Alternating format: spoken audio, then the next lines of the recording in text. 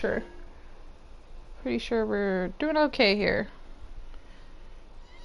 I always gotta check. You just never know with the audio issues on this.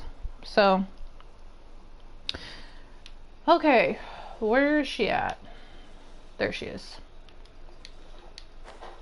Oh, wait. Hold on. Let me put the person. Ooh, we got some violet grass over here. Wait a minute. There's a little treasure chest over here. There is a treasure chest over here.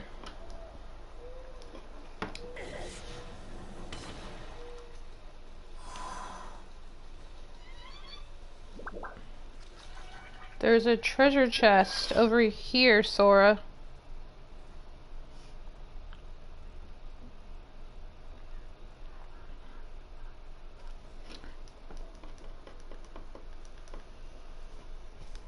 Make sure.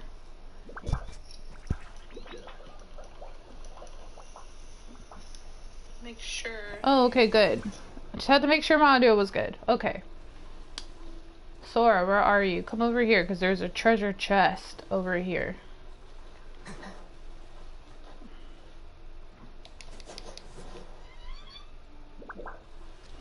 I know you hear me.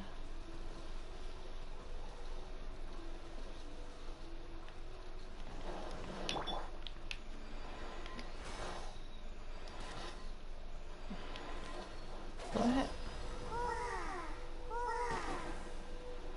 Nice.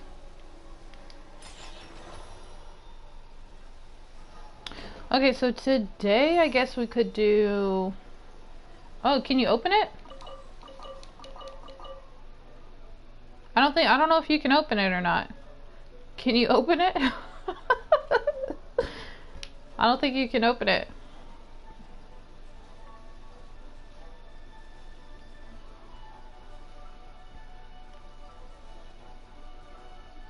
Well, it's not. Okay, just mark it on your map and you'll be able to just remember it, and maybe you gotta like restart the game or something and then you can open it. Hey Evil, I'm so glad you are here. Yeah, I wanted to make sure I posted. You know, originally 7 and 8 was going to be in one video, but I had to like separate it out for reasons. But yeah, I wanted to get that. I wanted to post. Come on, Sora, let's just go. I wanted to post 8, and then we can talk about 7 and 8. And talk about some other stuff, and I wanted to tell you guys like something that's happened recently. But yes, I'm gonna wait for Glitter to get here, because I'm pretty sure Glitter has probably, no, today's Saturday. I don't know, maybe Glitter will come. But we can talk about that when Skeptic gets here. Glitter, no, not yet. I'm hoping they come. But if they don't come, we can always talk about it again some other time, whatever. But yes, it was lit. Holy crap. You know what? Sometimes I be thinking like, how good of a writer? Like, who? And you know what's crazy? The things that be happening in Coast, we have to fight what? Okay. What the things that be happening in Code Geass, it's so crazy, right? But why we gotta fight those? Okay, fine. Okay. But the things that be happening in Code Geass be so crazy. It's like, but then it's explained and everything makes sense. So it's like, oh my goodness gracious, I hate these things.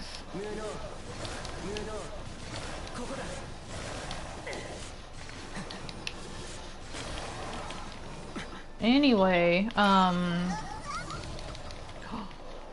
Jesus. I'm sorry, I'm getting distracted here because I don't like finding these things. But yeah, like Code Geass, it's just so crazy the stuff that be happening. But like, it all makes sense. It's done in a way where everything makes sense.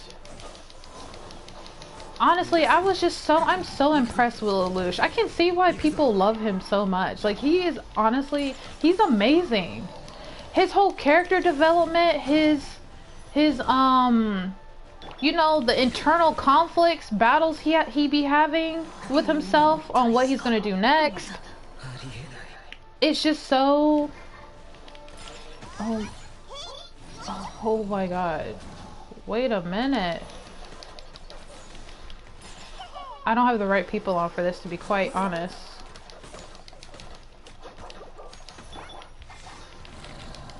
Okay, he's dead. But, like, what? Like, who? Bro, what are you? Oh no, you better not heal back to full health. Oh my god, he healed back to full health.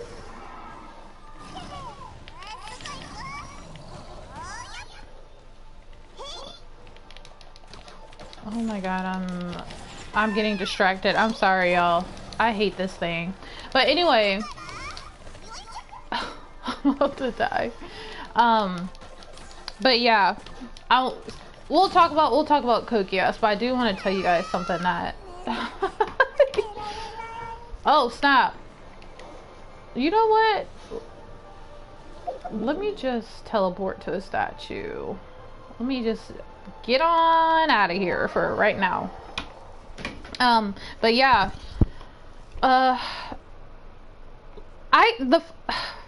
you know what? If Lelouch had not had... Okay, we're starting to talk. I wanted to wait till Skeptic and all of them get in here. There's 4 people in here, so I know the other 2 is you, Evil, and... I'm not sure, but I wanted to talk about it once everybody gets in here. But Skeptic, how's everything been going with you? How's your week been? How's your week been? I said Skeptic, I mean Evil. I'm sorry.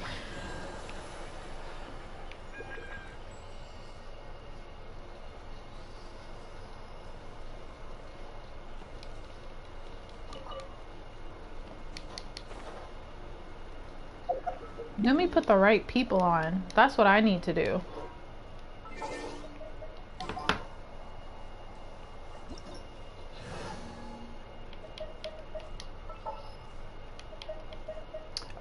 I think I'll be... The thing is, I'm trying not to... I don't want to burn up in the grass. So let's do...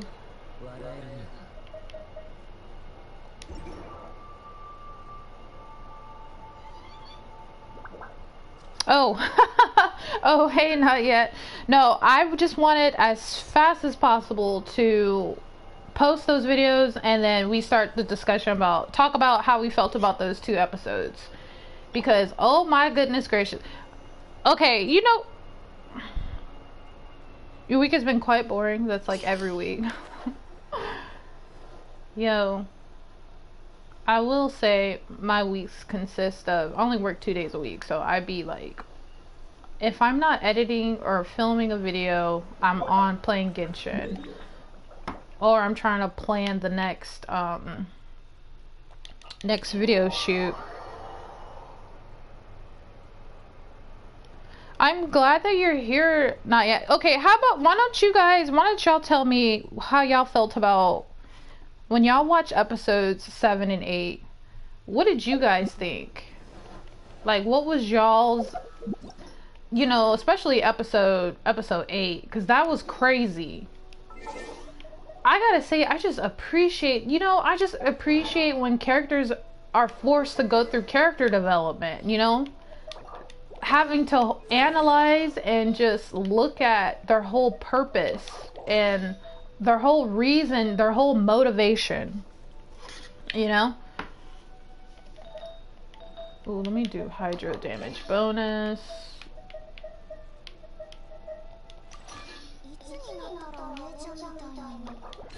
We'll do a hydro damage bonus. We're gonna put, should do that, but you know, just keep it like that. Alright, Sora, I'm coming. I know I've been away for a hot minute. I'm coming. I'm coming. Oh, okay, you've already beaten it? Okay. My bad.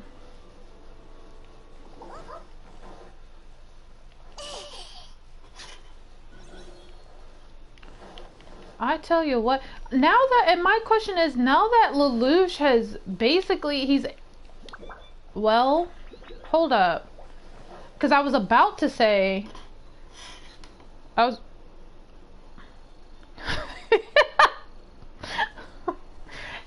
like something like that. It's like, okay, when they did all that where everybody dressed up as him, it is funny and it's such like a simple thing kind of, but at the same time the whole situation is complicated, and it was just the biggest, it's like the biggest fuck you to Britannia.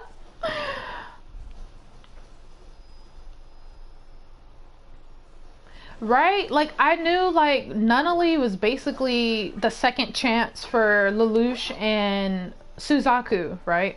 Hold on, Sora, where are you at? What, like, where are you doing your commissions? Oh, you're over here. I'll teleport over there. Oh, no, you teleported. Where'd you go? Where did you go? Oh, okay. 0 out of... It's still 0. So, yeah, that's a fact. You're right. Not yet. And you know what? Evil, I was like, okay, they have to... I know... First off, we already know he's not just gonna abandon the Black Knights, you know, when he was like, yeah, just exile me, because that literally would be the exact opposite of the conclusion he came to in the episode prior, right? So I was like, I don't know how is he gonna, I didn't understand how he was gonna do it either, but that's why I was like, what's his name? He should be a lawyer, because the loopholes. And I'm honestly, you know, with Suzaku being in charge, Suzaku letting them do that, I wonder if that's going to affect, like, his reputation. I bet it is, because you know how the Britannians are. Like, what happened with Jeremiah, Suzaku got away, he was totally shunned. You know? And he lost everything. So, although Suzaku got a higher position than what Jeremiah had, I'm just curious to how, like, what's going to be the aftermath of that. Not that anybody can do anything to him, except for, say, the king, you know. Let me know if this is too loud. I kind of feel like the game audio is too loud, but let me know.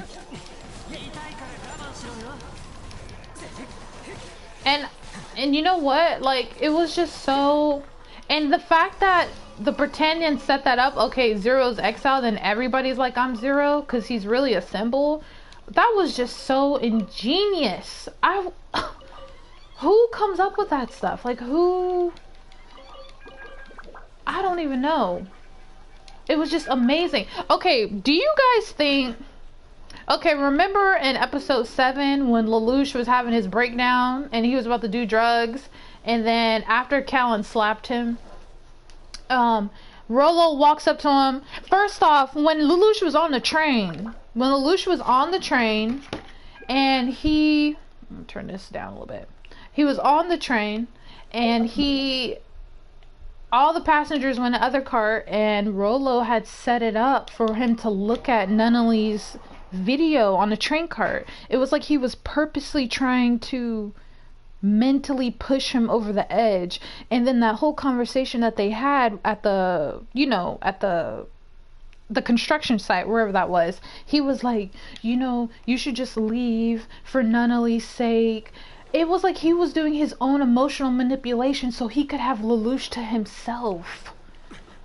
Rollo's intentions are to... I wonder if he could sacrifice himself for Nunnally. You know, that's a good question. I feel like I could see him sacrificing himself for Nunnally. I could totally see him doing that. And you know why? Mingyong Village. You know why? Is because... oh, I was gonna do your Sora. I was gonna do your thing over here. Your commission over here. That's what I was gonna do for you. But, I would say yes, he could sacrifice himself to Nunnally, because remember when Suzaku set him up on the phone, and he was like, I can't lie to Nunnally, and he was literally about to reveal himself, you know what I'm saying? So I definitely think that he could sacrifice himself for her. He can't, so he's not gonna do it for nobody else though.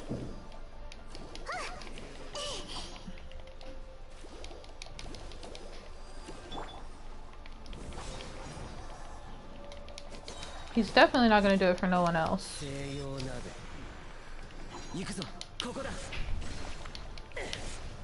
don't know where this dude is.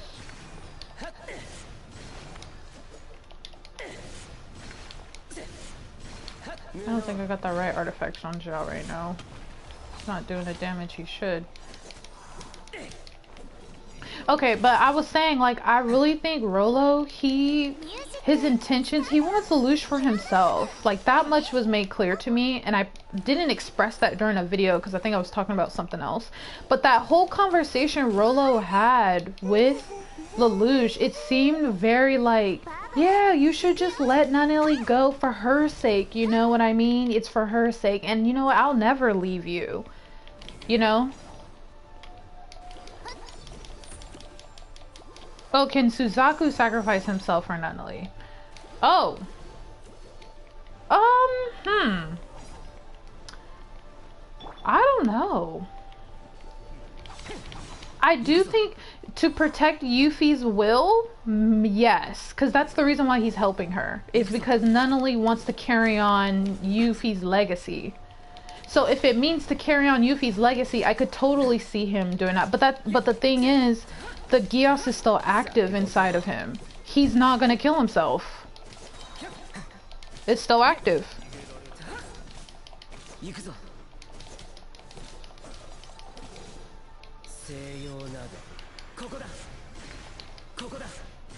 Oh boy, what am I? Okay.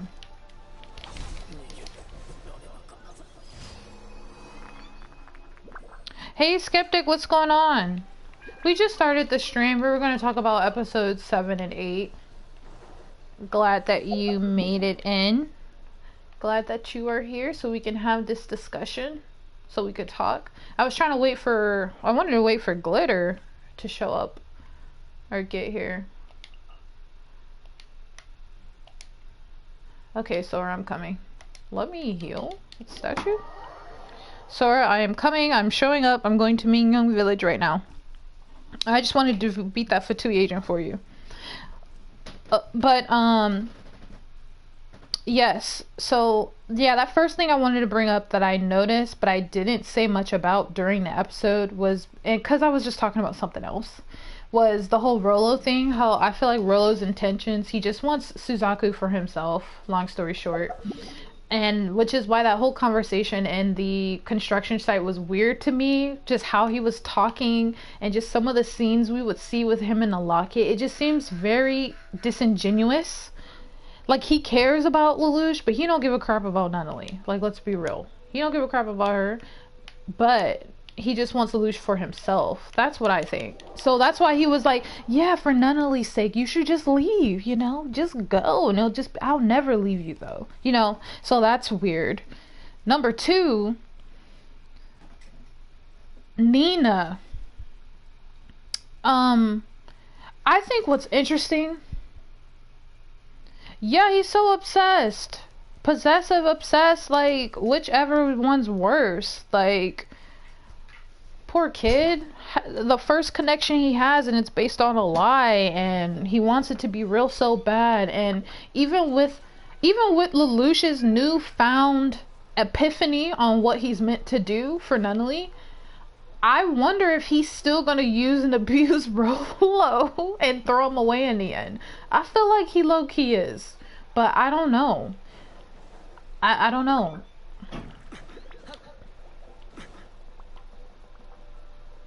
But I don't know. So, I was gonna say, okay, with Nina, so we saw that Prince Schneasel, it's such an ugly name. Okay, I'll leave. I'll come back. I'll come back. Okay. Okay, so we saw with Prince Schneasel, because Nina is, you know, devoted, I think that's the right word to use, is devoted to Yuffie. He trusts her. He can trust her to do the things that, you know, he wants her to do because of her devotion to Yuffie. And you know, it's just so interesting how Yuffie is like the catalyst she's like at the center for all these actions that people are taking, and the newfound sense of responsibility, or sense of what's the word, newfound sense of just of oh, Glitter, you're here. Okay, we got everybody in here. So we gotta talk about Code Geass. I was just Glitter, I was just saying that well, I was talking about Nina, but also how Yuffie is like the catalyst, and she's the one who has started everyone on their path of finding their newfound meaning in life. If I guess if that makes sense. And like Nina, with now, you know, she's working for Prince Schneasel, she's devoted to her. Nunnally represents a second chance for Suzaku and Lelouch, you know? Suzaku feeling like he failed to protect Yuffie in the first place, so he wants to do it right this time with Nunnally in episode 8, preventing another massacre, you know? Preventing, I'm sure in his eyes, preventing Nunnally's, like, death, or, you know?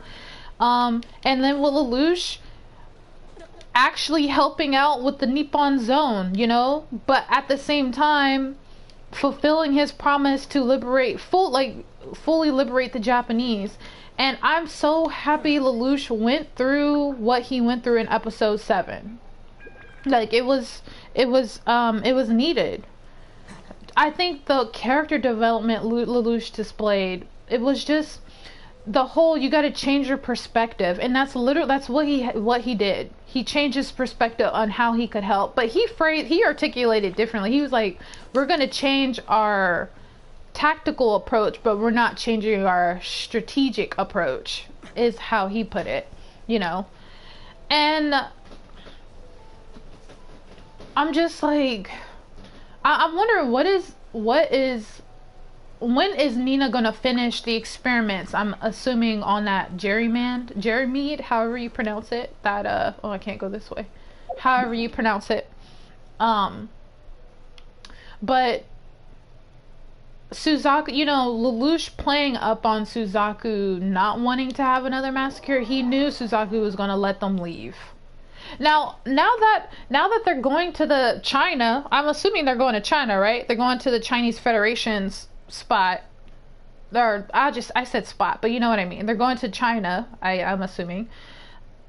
Now they got to establish their own territory there, right? Is what I'm thinking. There's 1 million Japanese people on that boat. They're gonna have to establish. Is he gonna establish the United States of Japan over there? Is that where this is going? You know?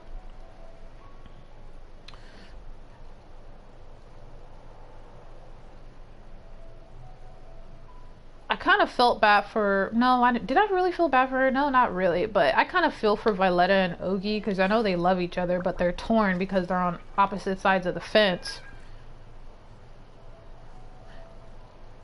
Oh, to 7 and 8? I posted episode 8, like, literally... Oh, so it was an island. Maybe I didn't catch that. I thought it was like a boat. They were taking a boat. But, so they all went to Iceberg Island. Okay. Okay. I guess maybe I didn't catch that at the end. I didn't understand how they were... Maybe I just didn't understand. Oh, okay, so the island is a boat. But that's where... Okay, so they're all going to be living on that island. On the boat island. Okay, I see.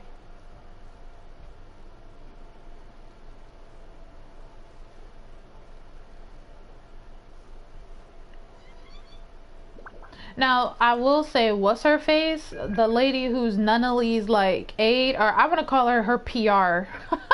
Nunnally's PR person, the strict lady. I feel like we need to watch out for her. Cause she over here getting the strap out. She was about to shoot some people. I was like, hold up, wait a minute. Slow your roll. Slow your roll. You got a little too much dip on your chip. Like, wait a minute. Who's told you to do all that? I just want to know what the backlash, like what's the fallout going to be with Suzaku letting them go. Because I know Guilford's lost some respect for him, although Guilford knows about the rules of the law. So there's not, he's probably will have to accept there's nothing they could do. There's literally nothing they could do. Because I know they were not about to kill, like commit another form of genocide again. You know what I'm saying? So... Oh, okay, and you know, Rolo was like, if I get found out, Vivi will kill me. So, that to me told me that Rolo knows who Vivi is, and I see that as, it's possible Vivi gave him his Geass. I don't know. That's what I'm thinking.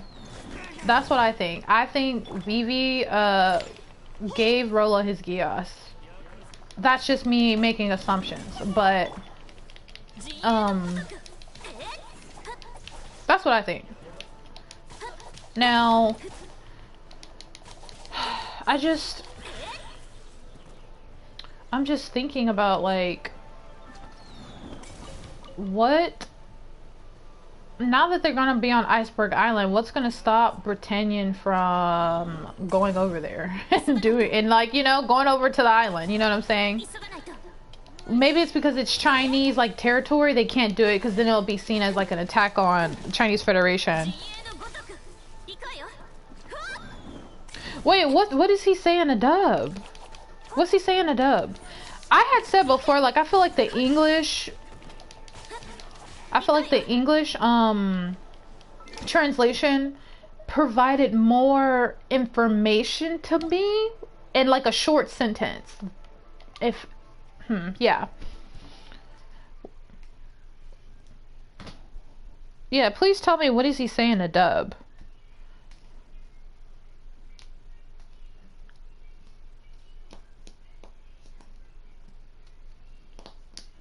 In the dub, he straight up said that this was a perfect opportunity. Ooh, okay, yes. Yes, because they were expecting them to riot and be mad at Zero being exiled and being able to get away, and they were going to take that opportunity to kill, in their words, quote unquote, the radical elements. That's how they said in the Japanese, in the sub version. That's how they translated it.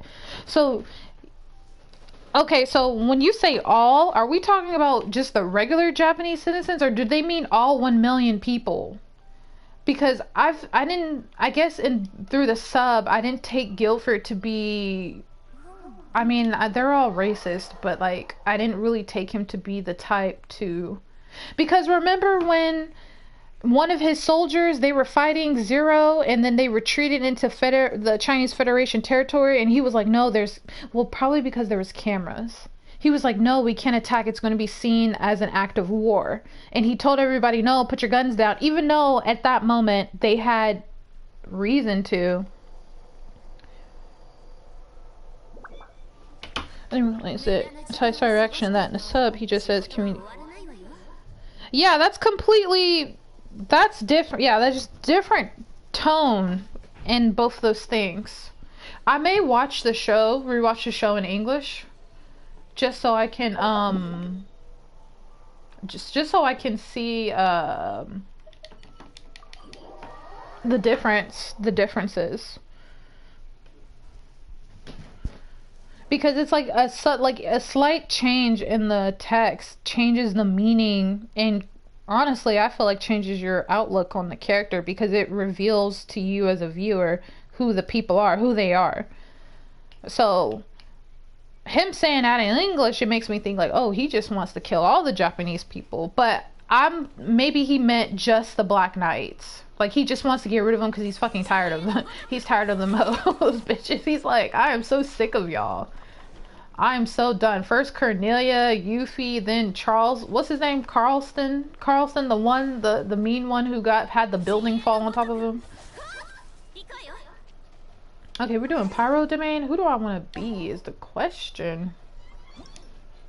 I'm trying to think. I also wanted to bring up I don't want to be I'm gonna be Shinshu. Should I be Shinshu? I'll be Diona. Wait. Oh, no, no, no, no.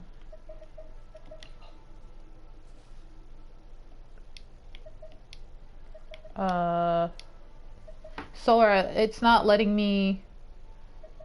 you're gonna have to re-invite me, Sora. Re-invite me. Alright. There we go. Okay. Oh, Kalaris. That was his name. Oh, I thought he was royalty. I thought viceroys were always royalty. That's what I thought. I didn't know he was... Oh, okay. Because part of me feels like the king has been alive for so long. Like, I don't know. I low-key feel like the king, he's been alive longer than he should have, and he's just had a whole bunch of children.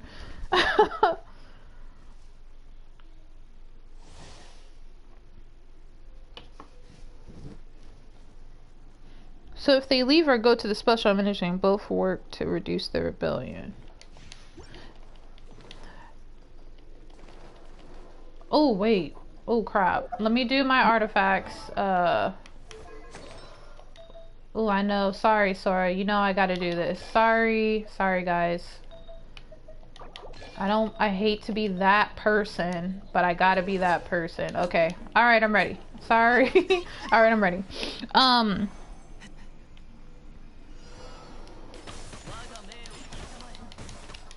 So if they leave it, yeah. That's what I think Guilford really meant. I think he just means the radical elements, because they cannot have a repeat of what happened. But you know what? What's her face? The chick, she didn't even care. Because remember when Suzaku was like, we gotta have the people trust us? She was like, people? Are you talking about the 11th?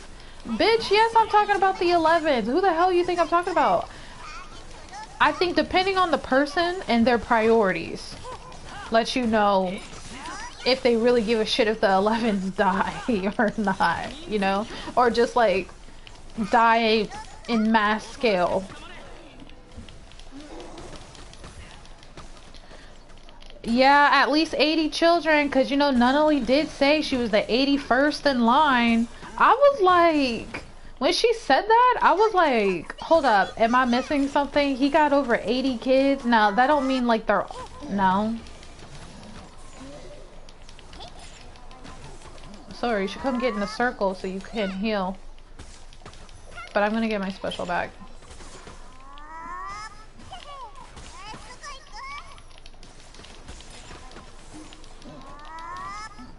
The secretary who's assisting now, she seems crazy. Like, you know what? And I think that's so funny. Like, I'm glad Nunnally, oh boy.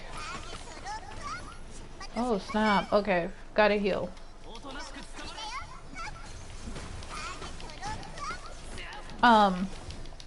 Yeah, she seems crazy. And she seems like she's a hater. Especially to Cecile. Now, I'm not gonna lie, I was wondering why Cecile was wearing that outfit just to be on a Zoom call with Zero. But she was like, explain the meaning of that outfit. Now, I do think she's Cecile's boss, but still, it's like, she's a hater. I need her to let her hair down and relax. She needs to get some dick or something. Like, I don't know what she needs, but she's gotta relax. But I will say it's impressive that she knows the Britannian laws, like, word, paragraph, and paragraph.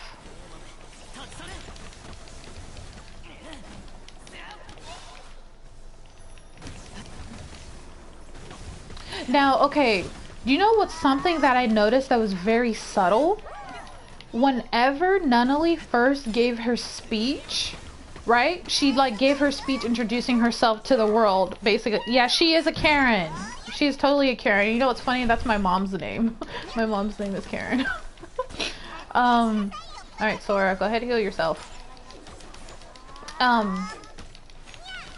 was I gonna say? Okay, something that I noticed that was very subtle. When Nunnally was giving her speech, and it was like the first speech that she gave, and she was introducing herself, and you know, they were all like, the Black Knights were like, oh, I don't know if I can hate her, because you know, she's disabled and handicapped. The dude with the glasses, the one from season 1 who was talking on the phone with Zero when Ogi got shot, he was blushing. Hold up, what you blushing for? Don't tell me he got a crush on Nunnally. Don't tell me he got a crush on Nunnally. Oh, snap. I didn't mean to decline. That was an accident. Like, what? Why are you blushing? Why you got a crush on her or something?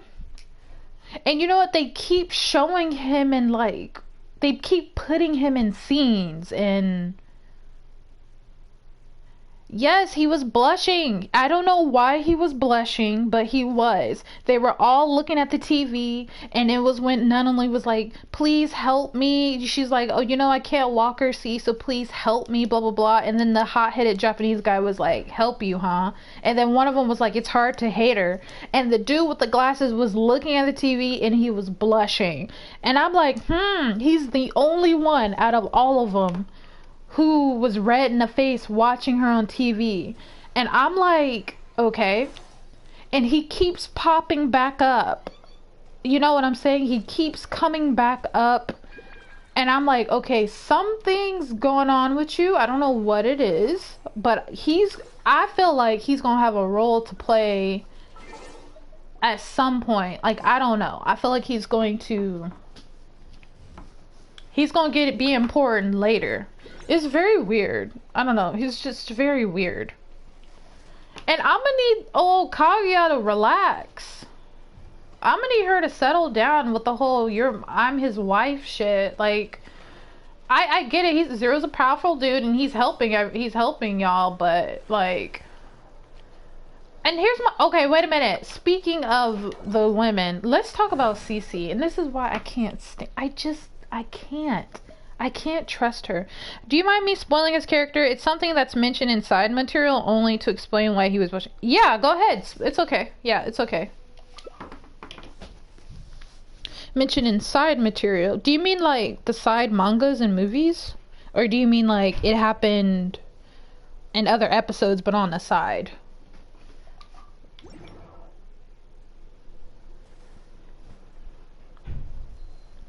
Explain why was he blushing?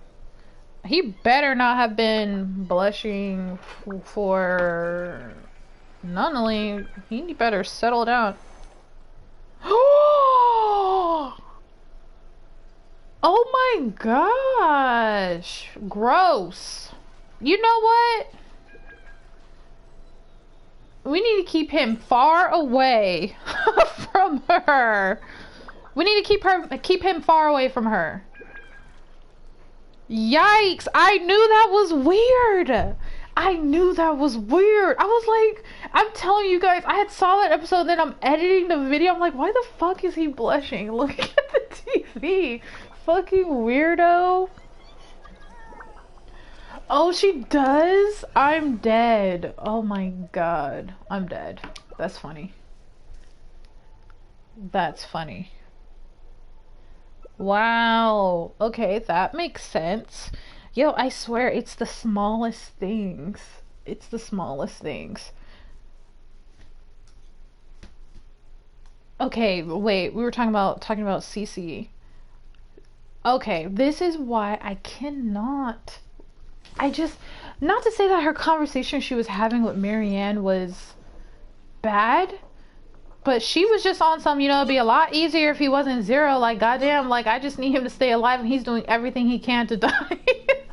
Like, I'm just like, she's not really, you know what? I wouldn't be surprised if she portrays Lucian the End. Like, she's gotten everything she needed from him, and when he's about to die or he needs help, she's just on some I don't need you no more. Like, our time is over. That type of thing. She's on some Ryuk time, like how Ryuk wrote Light's name down in the Death Note.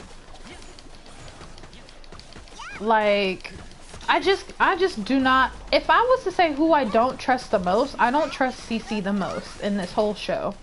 She's the one person I don't trust the most in the whole show, and it's definitely because we don't know enough about her ass.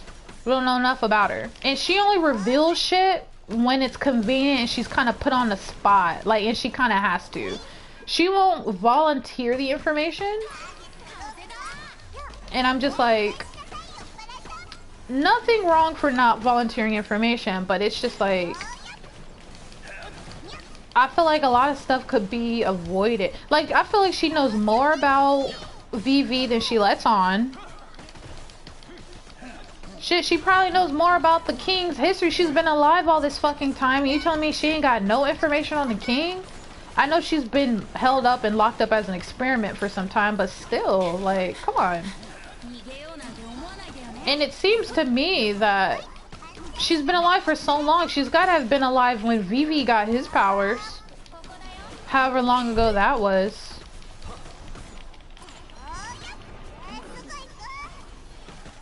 Oh my god, these things spinning and shit.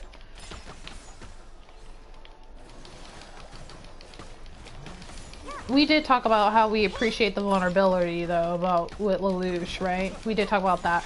Like, honestly, I did say this in the video, but episode 8 was probably one of my it's in my top 5 favorite episodes so far in the show.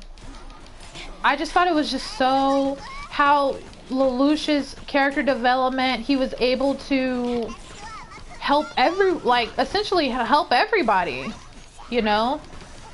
Now, here's my thing. He's not gonna go back to school, right? He's not gonna go back to that school because, he's not gonna go back to that school because now he's gonna be a part of the Iceberg Island, right? Because I don't see how he can go to school, and that's gonna let Suzaku know that, yeah, that was Lelouch the whole time. Oh my god, Child's about to. Alright, hold on, Sora. I got you. Just let me get my special up, and then I can heal. Just survive until get my special up. Okay, here we go.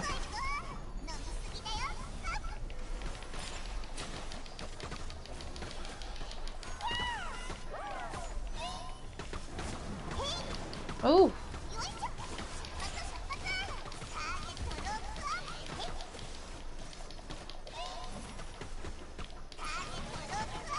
You say, I just want to know where he got all the zero. Let's just say this Lelouch we talking about.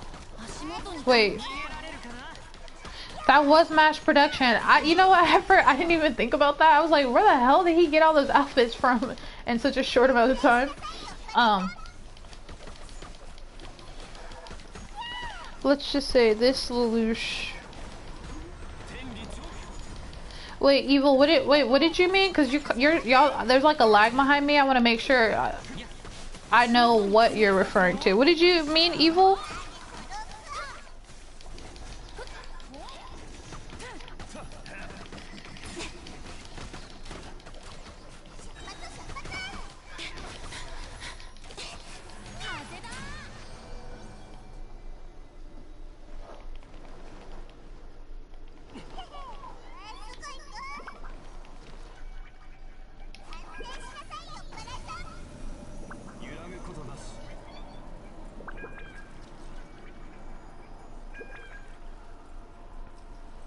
Oh, to the school thing. Oh, okay. Oh, okay, I see. Oh, somebody left. I was gonna bring up, okay, remember I brought up, maybe I should go back and rewatch the episode when they took the student council hostage. But am I tripping for like thinking that's like it doesn't make sense how they don't recognize Nunnally from the school?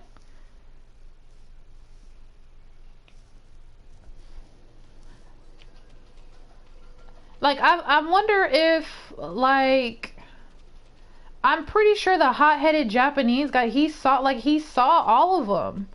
You know what I'm saying? Like Now, what I did realize is that they didn't erase their memory of Callan being a part of the Black Knights. And that it was funny when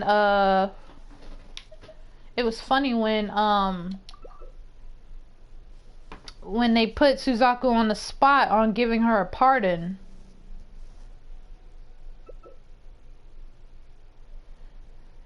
he's a bit dumb.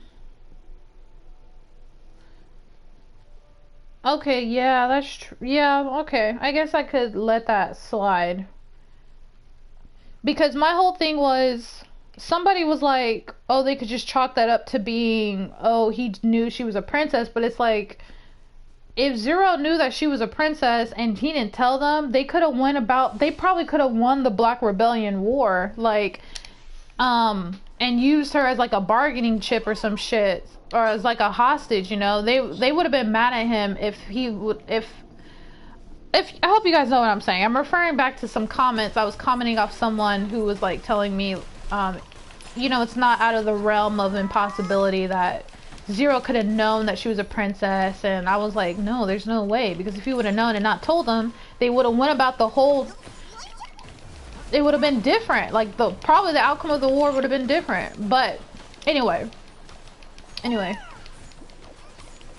I'm just so proud of Nunnally too.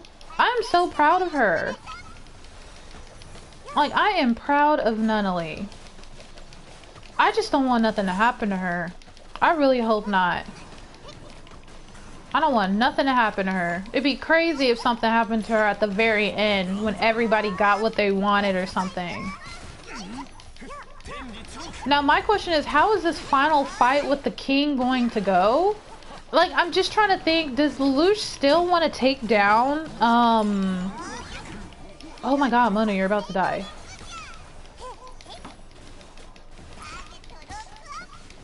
I'm just like, Mona, you better heal. You don't want to heal? Okay.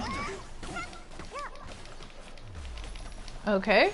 She didn't want to heal, so that's okay. How is this final fight going to go?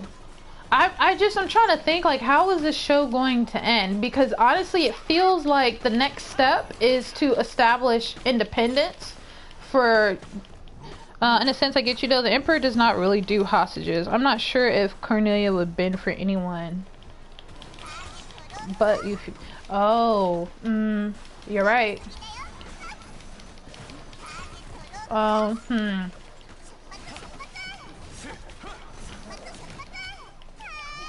I can see what you're saying. Like, my whole point was, like, I think it's possible that the outcome of the rebellion would have went different, you know, and they probably would have handled the whole school takeover a little differently. But I'm just thinking about what's gonna happen with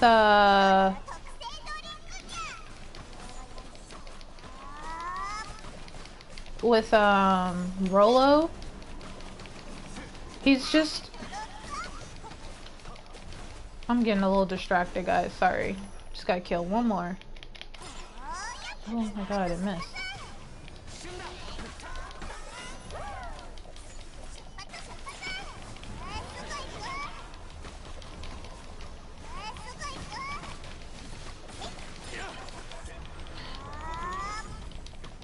Oh, paid it. Oh, yeah. Yeah, if Yuffie was not in the hotel, she would have let those hostages die. She would have let those hostages die.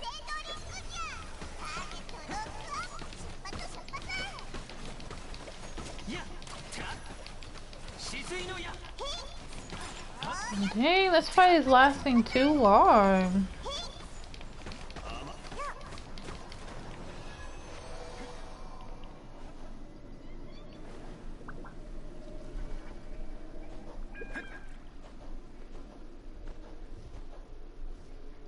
Okay, let's do this.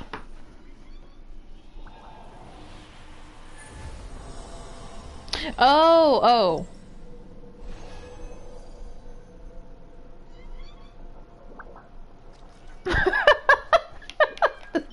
He said, imagine the Emperor hopping into... I cannot imagine that at all. He in there with that big 18th century wig he got on his head. He's in a nightmare fighting, or he's in some skin tight suit. I can't imagine that at all, period. Let me comment back.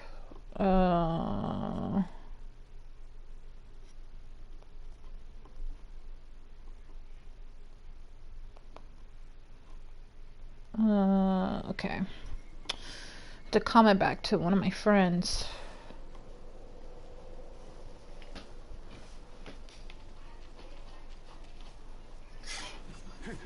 Okay, Sora, can we do the Animo? No, Cryo Dungeon. Let's do that. Let's do the Cryo Dungeon. Oh, okay. Alright. I want to be somebody else. Let me see. Oh,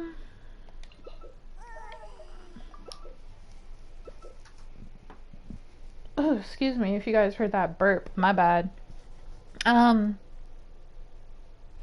There was something else I was going to bring up. Oh my god. I really need to start writing. Okay.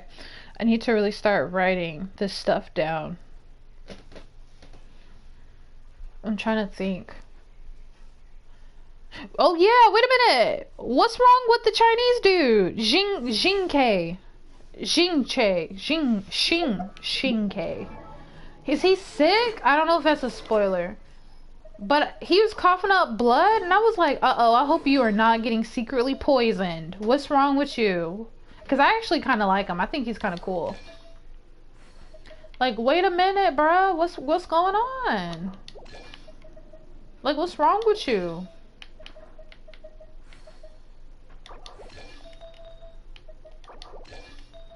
Sorry, you know I gotta switch the I gotta change the artifacts around. I know we'll probably get deeper into what's going on with the Chinese Federation, but I'm like, when he coughed up blood, I was like, wait, do you mean that literally or metaphorically or both? Because that's kind of funny. He's pretty sick. Literally and metaphorically. He's pretty awesome, but he is sick though. He needs a doctor. And I'm like, is it nothing like current technology can't heal?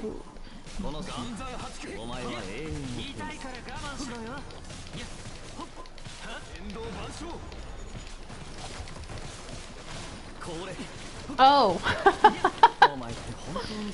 But interpret as you. He looks like he's sick. Like, I wouldn't be surprised if he's getting poisoned, but he was like, I can hold out a little longer. Hold out for what? Who is doing this to you? What's wrong?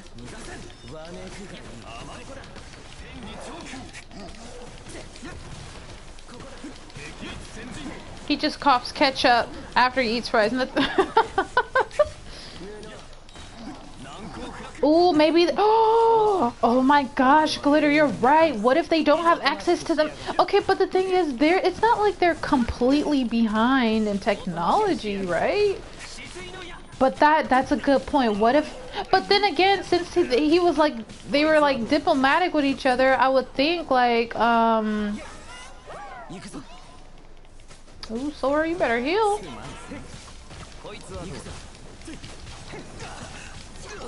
Oh snap! Holy crap! Oh, I need to heal myself. I'm over here. Let me go ahead and eat some food. Quick, eat your food. Gotta press the button like really fast so I heal up. Okay, I'm coming. We can still do this. You just gotta stay away from the fire. Oh crap.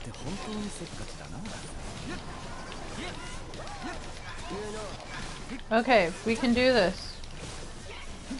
Really need Child to just break the banner and we'll be good. Oh, cool. Or we won. Okay, I was saying like, you know, I would think he could go to Britannia and like ask for help and shit because they were like, Britannia and the Chinese Federation, they were like trying to get along.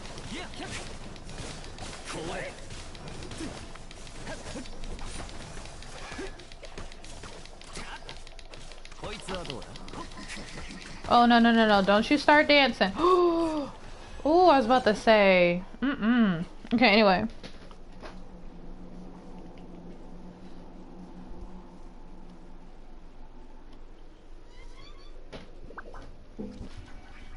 was about to say, like, dang.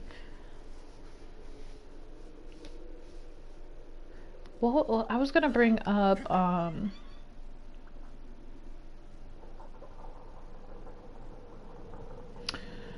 what?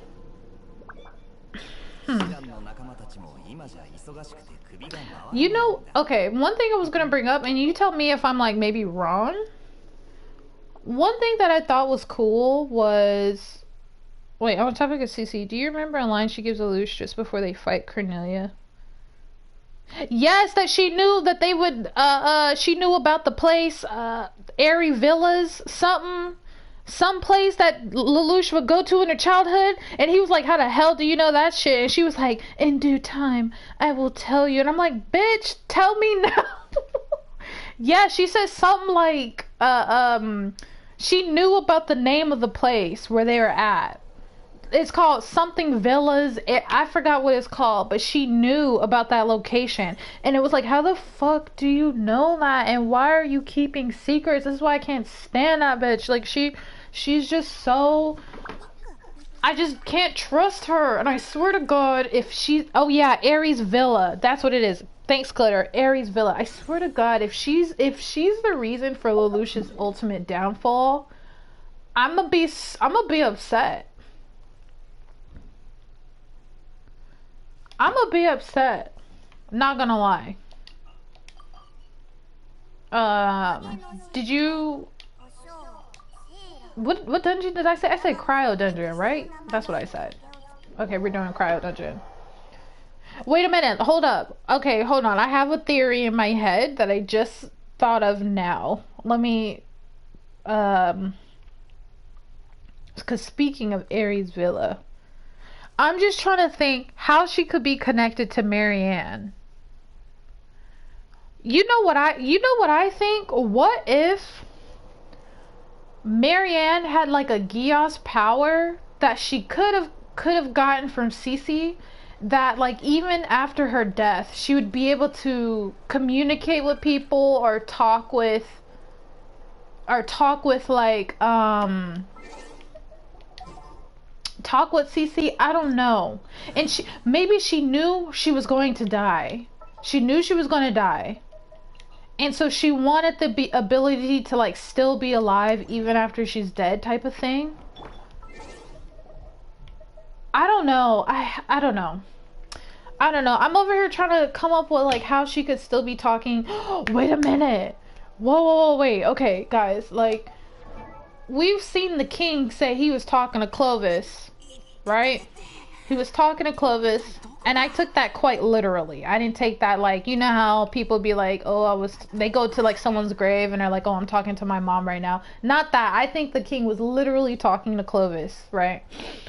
And I think the king, he has like, okay, hold up. What am I trying to say?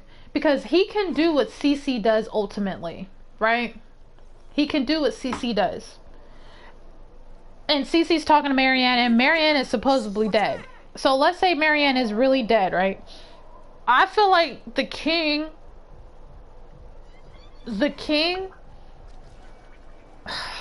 well,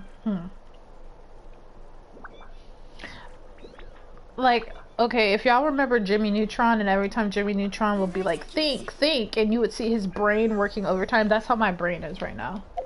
Every time I'll be coming up with like what I'd be thinking about Geass. Because it's just, this show is just so out there. Like, I feel like I'm missing something. And once I get what that is, I will have put the pieces together with Cece and the king. Because they've both displayed similar characteristics in terms of like their abilities, but it was only that one thing. I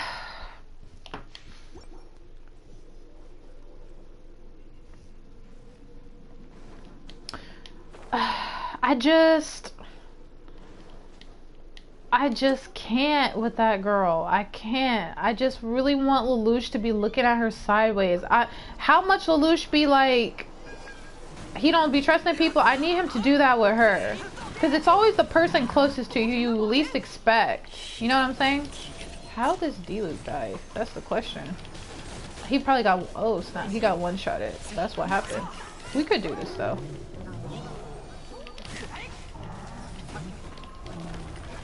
Oh, I got one-shotted too. Let me shut my mouth. I'm over here talking mess about the D-Luke and I got one-shotted too. Let me be quiet. Anyway,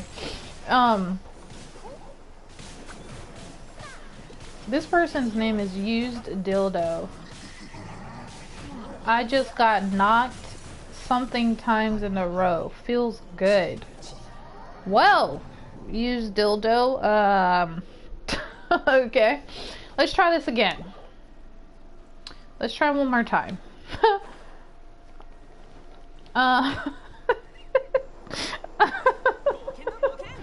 What in tarnation? What the heck? I think the arena is glitched. This is weird. Okay.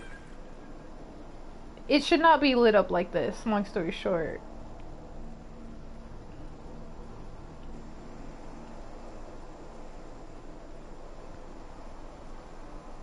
What was I gonna say? I was gonna say, oh,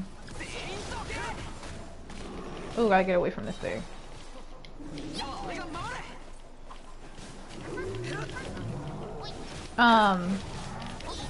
Oh god. Oh! I hate it when he does that shit. Oh! Okay, let's go kill this mage off.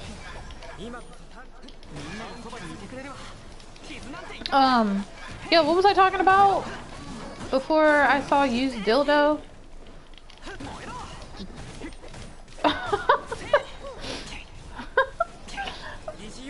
What were we talking about?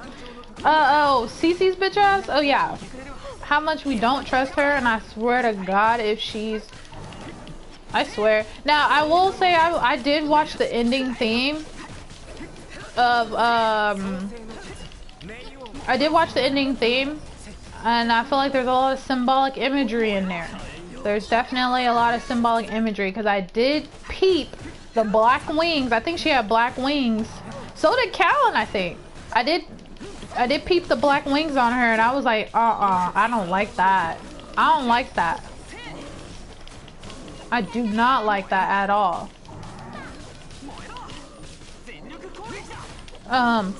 Okay, I will say, I think Jeremiah is like in a different country.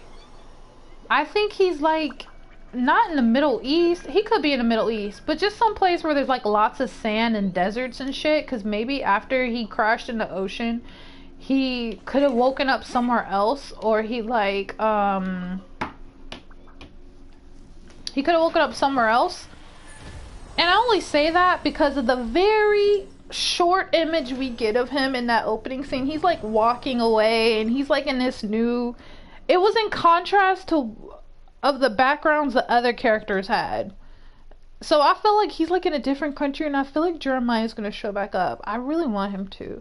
I want him to like realize what a shitty country Britannia is, and I hope he's like over his brainwashing and he fully wakes up and he's like, I've been serving a country that does not give a shit about me or really its people, just the superiority and the power that the country holds. Sora, one more time. Let's do it one more time.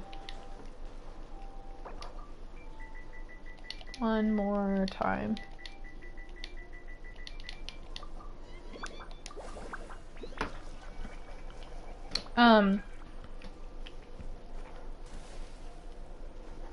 That needs notifications. Yeah, that's what I think. That's my my assumptions on Jeremiah. I actually really like Jeremiah, and it would be interesting if, because you know Jeremiah was like the first enemy of Lelouch. It'd be cool if this series they experimented on him, and they don't even call him by his name anymore. They weren't even calling him by his name. They were just calling him the experiment or that thing or something. And my thing is it would be so cool with Jeremiah being like the first enemy Lelouch or Zero ever faced and had to overcome. he's like the last person, like in a final season, maybe in the final episodes, he like comes back and he like helps him, and he ends up being like a sort of ally or something. He becomes like part of the new country or something, and he becomes like a general in Lelouch's army. That would be fire. That would be so amazing. That would be awesome. That would be awesome. Now, I will say, out of the children that the king has had and that we've seen, you know, at first I wasn't fucking with Schneasel because I didn't know his intentions. I think he's a good dude. Like, I think he's a cool dude. Unless, I don't know, like, his ulterior motives maybe haven't been revealed, but I think he's, like, one of the more decent children out of the bunch. You know what I mean? Like, I really... Like, I really think, Schneasel's he's pretty nice. Like, he's cool. And he's not so stuck up, and he's not all about titles, really. And you know what? I thought it was so... Us learning more about his character, when Nina was talking... I think I cut it out in my reaction, because I didn't really react, I was just reading it normally. But, Nina, like, him and whoever, his name is Cannon. The new guy, his name is Cannon. So Schneasel and Cannon had came back from the EU and they negotiated peace. A peace treaty or whatever the hell. And then what's her name? Nina was like, "Oh, you should have been more forceful." And then Schneasel was like, "Actually, if you are too forceful, you could end up losing the battle. It's not always about force," I guess was what he was trying to say. But then basically his ultimate lesson to her was like, everybody, I think what he was trying to tell her was like, everybody has a point of view, everybody has reasons for their actions, and everybody wants something. And you shouldn't, I should probably look at it again, but from what I got from it was like, he was trying to tell her, it's not always about using force to overcome people, and you should try to understand where people are coming from. Because at the end of the day, everybody has their own motivations, and everybody has their own goals and stuff. And so to me, when he said that to her, I saw that as like, Schneasel's like a cool dude. Cool, maybe that, right? Like, he's actually, you know, he's still a part of a machine that is colonizing the world, but putting that aside, he is definitely one of the more humane Britannians. Shit. Because, you know, not all of them, most of them are goddamn monsters. Like, to be honest with you. Like, most of them are just, maybe that's very bad for me to say. It's not all of them, but it's a good majority of them. Like, it's the whole culture in general. So when you got those few rare breeds, few diamonds in the roughs, like Yuffie, for example, you know, that's pretty rare to come by. So and you know, Schneasel was, you know, he believes in Yuffie. He wouldn't think, like, he knows his sister well enough to know, like, she would never do something like that. So something happened to her. So, and I will say, you know, there was that conversation Suzaku had with Anya when he dressed up in his Japanese clothes, and she was like, "Oh, do you miss Japanese things?" And he was like, yes, but you know, the memories are not as good, blah blah blah. But like, she asked him, she's like, "Why are you here? You're here, nobody likes you here." Suzaku in his own way is facing a lot of adversity with trying to do things that he, like, trying to accomplish the goals that he wants. He's over here trying to make a better life for the Japanese in his way, right? In his beliefs, he wants to be a part of the system and change the system for the better with his position of power. So he's facing a lot of adversity. You had a whole 11 dude try to kill his ass because they see him as a traitor, and then the Britannians are still discriminating against him. I can respect, I may not agree with Suzaku and maybe his methods. I have a better understanding now of like the context, especially with Japanese culture, because somebody in the comments explained pretty well. Wait a minute, hold up, wait a minute, sorry guys, let's put a pause on this. I need to see what the weapons dungeon is. What's the weapons dungeon? Oh, We gotta go do weapons dungeon. But anyway, I was just saying, like, I can respect Suzaku for going through the adversity he's going through in his position, trying to accomplish what he's trying to do. And he has to basically look over his shoulder.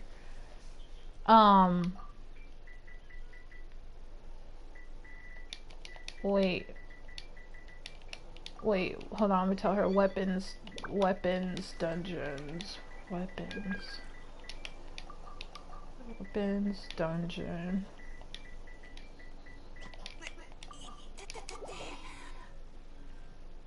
Okay. I'm gonna be like 3 times.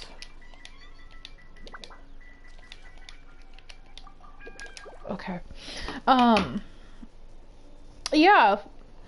You know, and you know what Suzaku was telling Anya, like, you know, there's no point in explaining why I'm doing what I'm doing. He's basically on some, I don't gotta explain myself to nobody, because I know who I am, I know what I'm trying to do, and at the end of the day, the person that I loved understood what I was doing and thought what I was doing was right.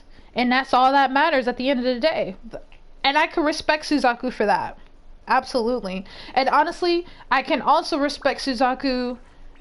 I mean, he was never the type, in my opinion, to succumb to peer pressure.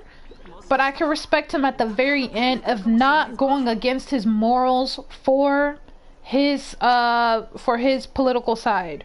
He was being pressured by everybody, Guilford, the Karen lady, the crazy chick, to kill them, right?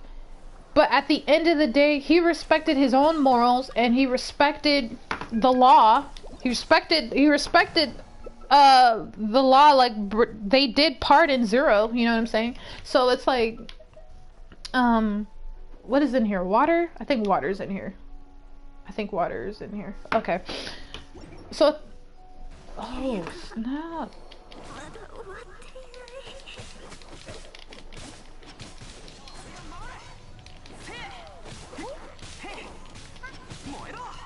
Okay, these things were killing us while we were... That's funny. Anyway. But yeah, that's what I wanted to say about Suzaku. I felt like also episode 8, really, we got to know the characters on a deeper level in terms of their personal beliefs and what motivates them to do things. Suzaku, Nina, Lelouch, shit. Who else?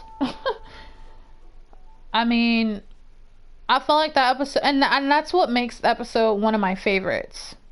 Is like there's not a lot of action, but we got to know the characters more for their motivations and just why they're doing the things that they're doing. It's not stuff that's very superficial, and that's what Schneasel was basically trying to say. That was the whole point. I think Schneasel, when he was talking to Nina, he just basically summed up what the episode was. People got reasons for doing what they're doing. Long story short. Ooh, I should have brought Lisa in here. That's what I should have brought.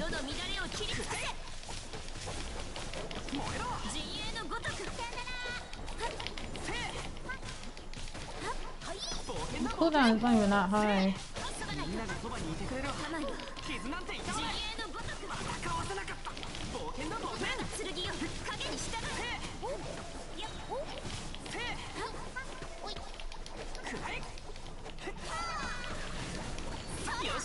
What are you guys thinking about? Oh, those are your favorite as well? Episodes that further make you understand. Yeah.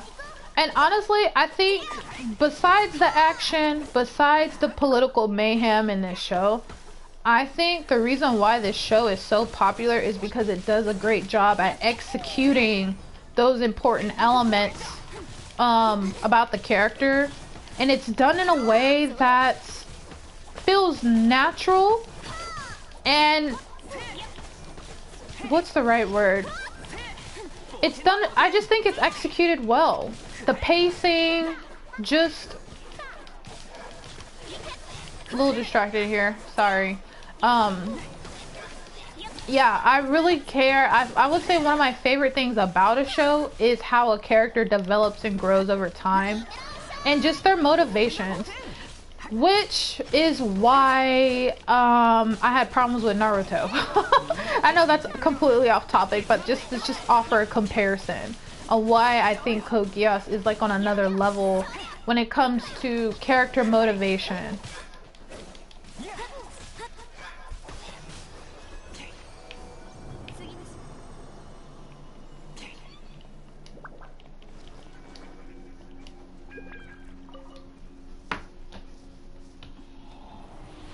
Oops. Let me make sure my phone don't fall on the floor. I was gonna tell y'all something crazy that happened to me. Just a quick little story time if you guys are interested. Oh, they left. Would you guys, like, I want to tell y'all guys something that happened if y'all are interested. So, seems to... I'm trying to think if there's anything before I tell you guys this, if there's anything I'm forgetting that I wanted to mention about these past 2 episodes.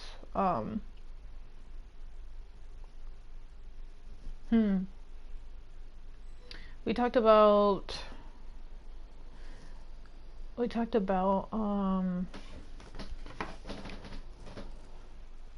especially okay. All right, I'll just go ahead and tell you guys. So let me tell y'all what happened. Let me tell y'all what happened 2 days ago. It was on Thursday. It was this past Thursday. All right. So there's a gym that's close to where I live.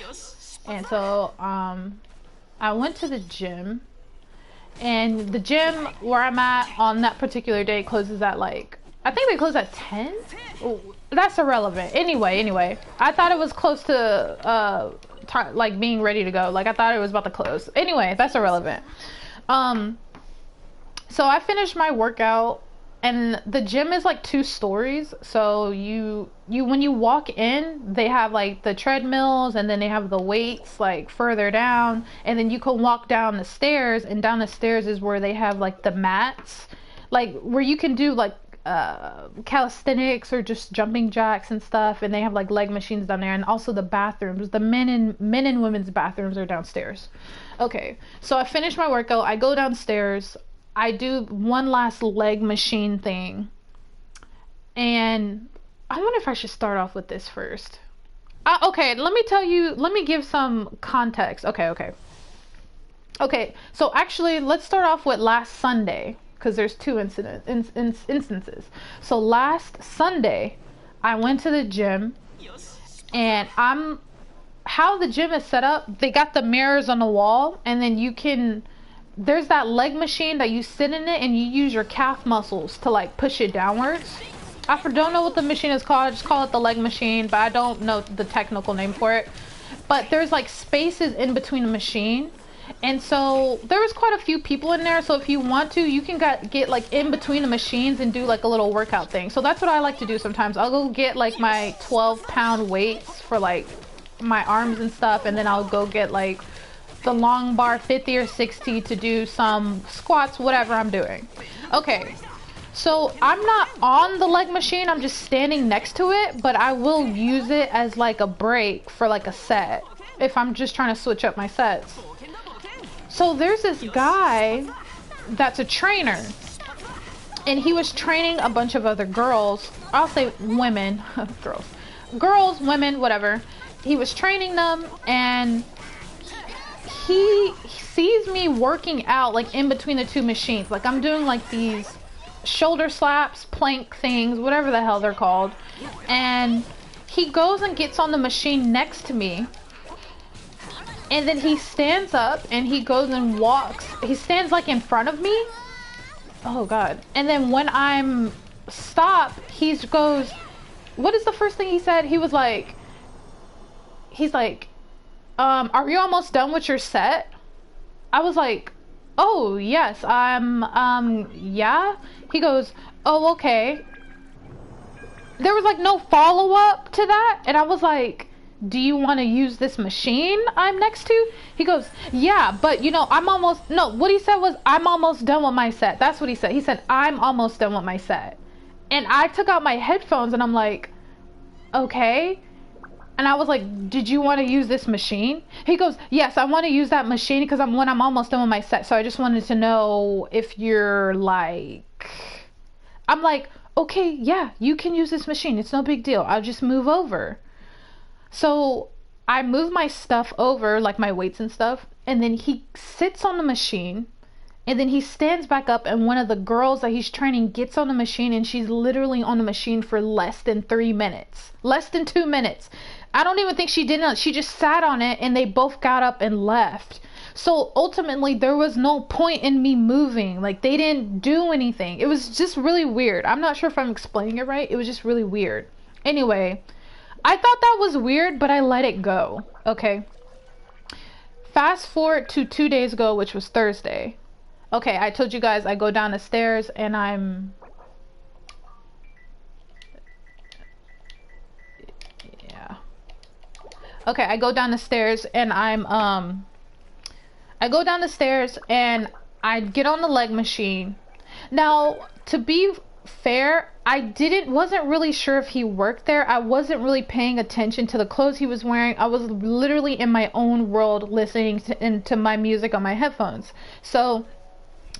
I go into the bathroom, I sit down in the bathroom, I'm in there for a minute because I'm watching a YouTube video, and then, okay, I'm getting ready to go, I put on my jacket, and I start walking up the stairs, and he runs up the stairs, and he goes, hey, did you just come out of the bathroom?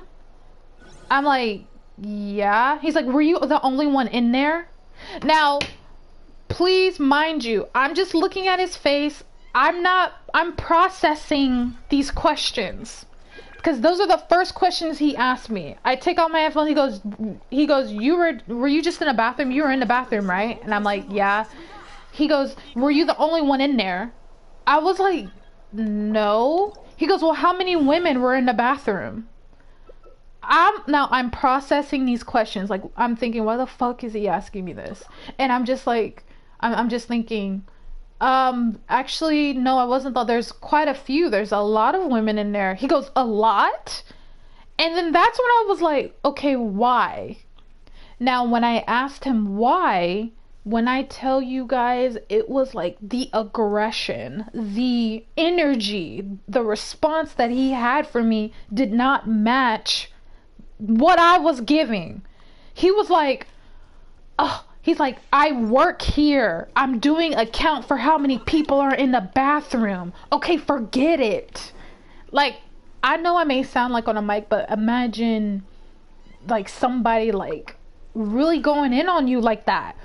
And I was so taken aback. I was just thinking like, what the fuck? Okay, I let it go. Like, I let it go and I was like, okay. And I continue walking up the stairs. And I'm just like, okay, that was weird. And as I'm walking up the stairs, I look at the young gentleman behind the counter, like at the front desk, and he's reading a My Hero Academia manga. So I stop and I'm like, hey, what volume is that? And I just start a conversation with him about some characters in My Hero Academia, blah, blah, blah. And I'm talking to him about that before I leave. Now that same guy comes up the stairs and he walks towards the front desk and he goes, hey, there's so-and-so amount of women and the amount of people down there. And you know what? I asked her, and he pointed at me and he comes stand right next to me. He goes, I asked her and she was like, why? She was like, why? And I had to ask somebody else. Like, it was just like, I was like, so then I was like, hold up. I was like, hold up, wait a minute. I said, hold up, wait a minute. Bro, that's weird. The first question you asked me was if I was in the bathroom. I don't know that you work here. And then when I tell you, he starts getting loud. Like, his voice starts to raise. His voice starts to raise, and I'm like, hold up, wait a fucking minute. You better lower your fucking voice. Who the fuck are you talking to? You know what I'm saying? I was like, wait a minute, you are at a fucking 10 right now? I need you to bring it down to a 2. What the hell is wrong with you? And he's over here like, y'all, when I tell y'all, like, he is getting mad. It was so bizarre. And I was like, you are so unprofessional. Oh, I'm not even doing my special. My bad, D-Luke. I'm supposed to be healing them. I was not doing that. I said, my bad. I'm just like, you are so unprofessional. You need to watch how you fucking speak to me. And he goes, I don't have to be professional with you. Blah, blah, blah, blah, blah. And I said, bitch, fuck you. Don't you ever in your life fucking talk to me again. Aren't you on the fucking clock? Like, bro, I'm the fuck. I was so heated because he was, it was like he was getting so loud, and then he's walking away, and I wish I was on camera so I could do the hand movement that he does. You know that dismissive hand wave you do to somebody? It's like you're like, oh, like whatever. It's kind of like what old men do. They're like, yeah, whatever. They do that hand thing. And he oh, it was just so crazy. So long story short, he did all that, and that interaction lasted like, it was just so, I don't even know. All I know is it happened at 6:37 p.m. because I wrote down the time, and I was talking to the gentleman at the car. I said, dude, am I tripping here? Like, first off, if you approach somebody, the first thing that you should say is, hello, I work here and I am doing a count for how many people are in the gym for COVID reasons. And do you mind telling me how many occupants were in the bathroom? There are so many ways you can articulate and communicate that. But for you to just go up to someone, for you as a man to go up to some woman and be like, hey, you were in a bathroom, right? How many women were in there? Bitch, what the fuck? That looks so fucking weird. You look like a fucking creep.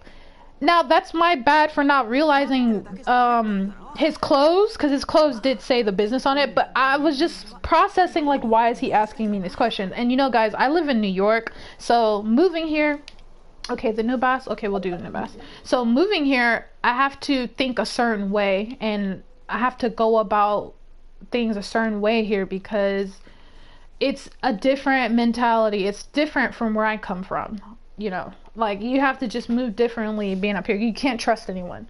So, with that being said, it's like, so I was like, I need to know his name. I need to speak with the manager.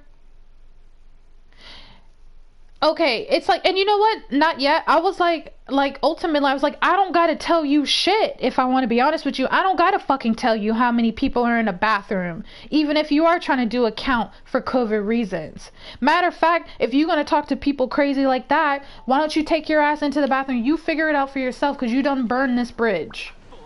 You talking to people crazy like that, I don't know what's wrong with you.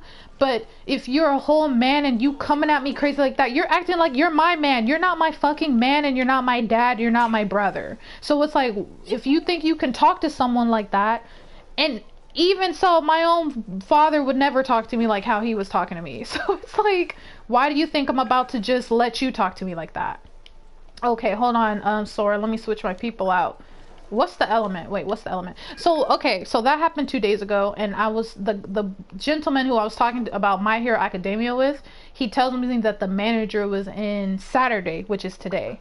So he was like, the manager's going to be in at 8 a.m. sharp, 8 a.m. to 3. Shouldn't he be counting at the gym?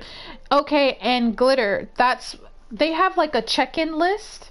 I don't know if it's to like, you're right, they do have that in the front, but I'm just trying to think. The logic I'm thinking is they have a check-in list, and maybe they're trying to count to see who maybe didn't sign in, if that makes sense, or just make sure the numbers match up, I guess.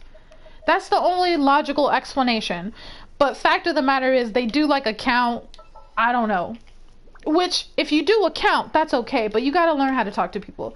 So I woke up early this morning, and what was it, electric? Okay, hold on, let me go ahead and just do this. Oh my god, I gotta go to the statue. So Razor, you're dead, you're dead, you're dead, you're dead. Let's go to the statue real quick.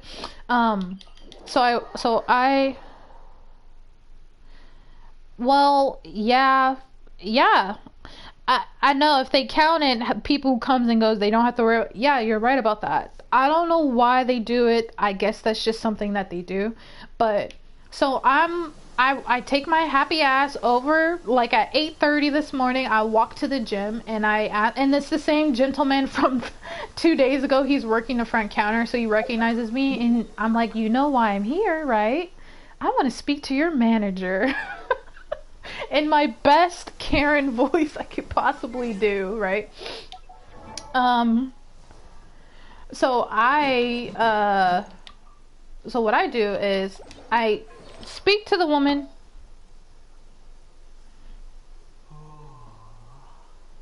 Exactly, evil. Yes, it's so simple. Like, it's not rocket science, right? It's not rocket science. So, okay, so I ended up talking to the manager and I explained to her what happened. I tell her basically what I tell you guys, probably in more passionate details right now. And she ends up telling me that I'm so sorry about that. You're not the first person. He has PTSD, like really bad PTSD, and he sometimes doesn't understand how he may come across. Now, she wasn't trying to make excuses for him. She was like, that is unacceptable. That wasn't unacceptable. But just what she told me, she was like, oh yeah, this is good. Okay, she was like, he has PTSD and he doesn't, the people that know him, they had to get used to him, like how he speaks, because he doesn't understand that when he be talking, he's like a really strong 10 or whatever. And I was like, is he autistic? Like, I wasn't trying to be funny. Like, I was genuinely asking, is he autistic and he doesn't understand social situations or how to communicate in certain social situations? She goes, I have no idea if he's autistic or not, but it's completely unacceptable. But I will tell you, he does have bad PTSD, and I don't know if he gets triggered or something. And I'm like, I'm gonna be honest with you, I didn't tell her I don't give a shit, but I told her, look, at the end of the day, when you're on your job and you are coming up to some woman that just left the bathroom and you need to ask her how many women are in the bathroom, there's clearly a normal, regular way of going about it. And I don't know if this guy has autism, or he could be autistic and has PTSD, you know what I mean? So I don't know if that's the case, but honestly, I was like, I don't give a shit, because he was talking to me like he wanted to fight, like low key, high key, guys. Like, the energy he was bringing to me, I'm like, okay, wait a minute, do you want to fight right now? Because you talking to me like I done kicked your dog on purpose. You know what I'm saying? So that was my 2 days. I was like, oh, I can't wait to tell a stream about this. I was like, damn, what's wrong with you? Oh boy. I feel like this thing is bugged.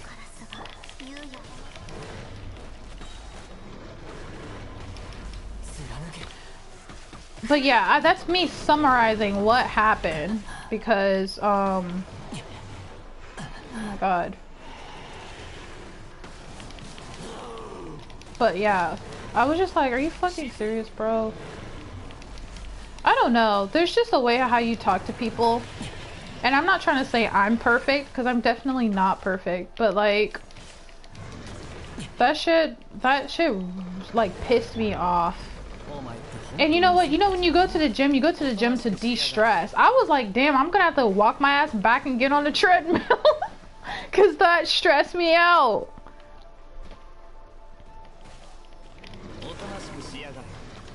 I know, that's honestly like my main concern was, I was telling her, I was like, am I gonna have to worry about,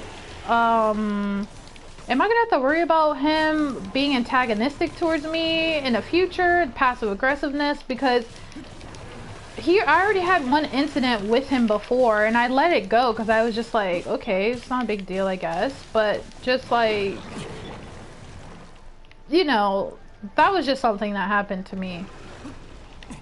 that really made me mad. And you know, guys, I'm trying to work on my anger and not being so annoyed and irritated as easily. Trying to practice more patience and honestly practice forgiveness. That's what I'm trying to practice, is practice forgiveness, especially towards you know, I don't know if I've ever said this before or talked about this before. I personally, oh my god, I am like about to die. I should have been a healer. Okay, let me okay, so in my quest, in my journey to become a better person, to become a better version of myself that I can look in the mirror and be proud of, I realized that, especially since I came to New York, being upset and angry and stressed, and I want to practice forgiveness and forgiving and loving people, like genuinely loving people, those who have done me wrong, right? Now I have a very, very toxic work environment, so this is, my job has ultimately forced me to have my own sense of character development so I could improve as a person. Oh snap, I died. So long story short, not to drag this out, like I am a Christian. I do try to think about, oh wow, sorry Sora, I'm not gonna lie, I am paying attention, but I'm also like focusing on the story. My bad, Sora. I try to think about how God would, or just, I want to be somebody that my family will be proud of, and somebody that I can go to bed at night being happy of my actions that day. And so realizing that I have an issue with being angry or being upset, just my anger in general, my anger will drive me, or just wanting revenge or something from the people who hurt me, which is why I resonate with stories that deal with anger and revenge, because it's hard to forgive. It is really hard to forgive, and it's so easy to marinate in your anger, because sometimes it can feel good. And I'm speaking for myself, I don't want to speak for anybody, but like speaking for myself, sometimes it can feel good to be angry, to get out your frustration and anger, and sometimes it's healthy, but when it's too much, it's not healthy. So I want to forgive this dude. I want to forgive him, and maybe the next time I'll see him, be like, hi, how's it going, like, how are you, you know, like I was like, don't ever fucking talk to me, blah blah blah, but I wouldn't mind like if we had never talked again, but I don't want to hold anger and hatred in my heart or anything. And that's one of my personal journeys and battles that I'm trying to conquer every day.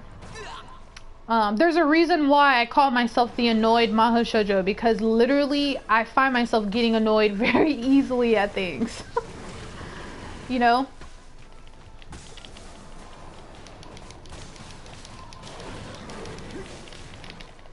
And there's this, you know what? Okay, there's this, something had happened to me at my job like a while ago, and I was so upset and I was crying, blah blah blah, because like I said, my job is pretty toxic. But there's this show on Netflix called Dragon's Dogma, right? Do you guys know that show?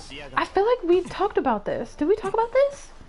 I can't remember if we talked about this or not. There's this show, I can't remember if we did, but there's this show called, wait, I sense emotion. Wait, hold on. Sorry, Skeptic. I'm gonna read what you said. Oh, we finished. Okay, you said, here's in a sense the emotion that drives us to experience the period of. Oh, yeah. Okay, so yeah, you understand then, Skeptic. Like, there's this show called Dragon's Dogma, and I don't know if y'all seen it. It's on Netflix. It's this anime. I think it's 8 episodes, and like I had binged watched it. It came out like, I want to say last year, maybe September, November, October, one of those months. And The show is basically about this guy. His family gets killed by a dragon, and he is so angry. He sets out on revenge to kill the dragon. And each episode is based off one of the 7 deadly sins. Like one of the main elements is the 7 deadly sins. So let me tell her Electro Dungeon before I continue. Electro.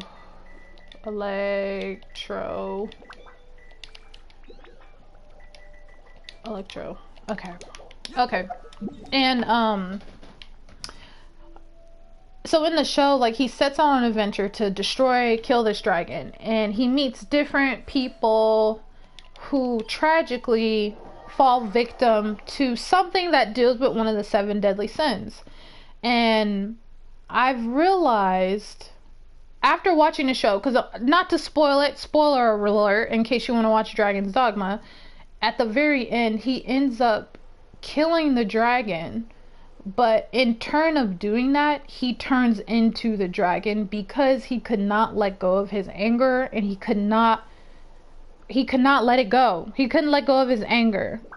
And not necessarily forgive, but just he couldn't let it go. So because he killed the dragon, he was cursed to turn into the dragon, whose main purpose is to kill and destroy, and in turn would repeat the cycle of violence and grief that anger brings, right? And I watched that show and I was like, oh my god, if I do not conquer this, I will turn into the fucking dragon. I'm gonna become a monster. And I had to really do a lot of self-reflection and, like, I try to understand, where does this come from within me? Where is this coming from? And I think I have a pretty good idea of where it comes from. It comes from definitely me being a child and being bullied horribly, severely, like really bad when I was in school.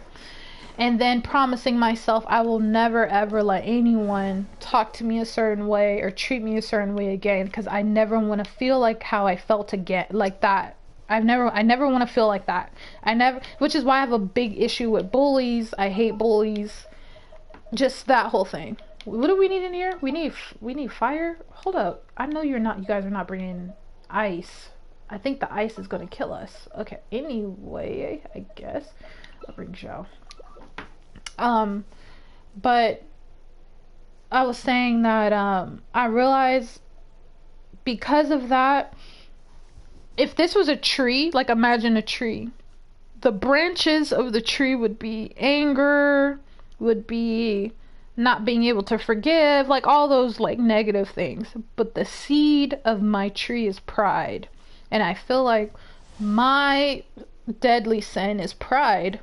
It's because I have so much pride, I get angry when I feel like whether it's my ego is threatened or it's I feel like someone's disrespecting me or something like that, and it makes me angry because I don't want to feel like how I felt when I was a child. And I'm grown now, so that happened like years ago. But I do think our childhood traumas do shape who we become, and it's a battle of trying not to be so prideful, trying to not be prideful.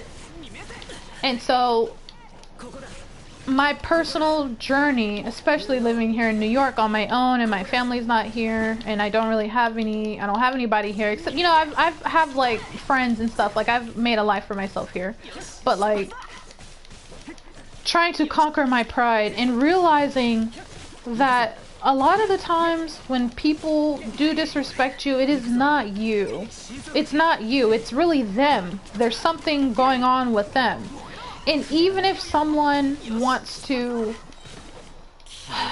try to hurt you, if you don't have so much pride, you'll see it at the end of the day. Not to say that it's not a big deal. It's not worth being angry, and it's not worth all of that. I know I'm talking so much. Sorry, guys.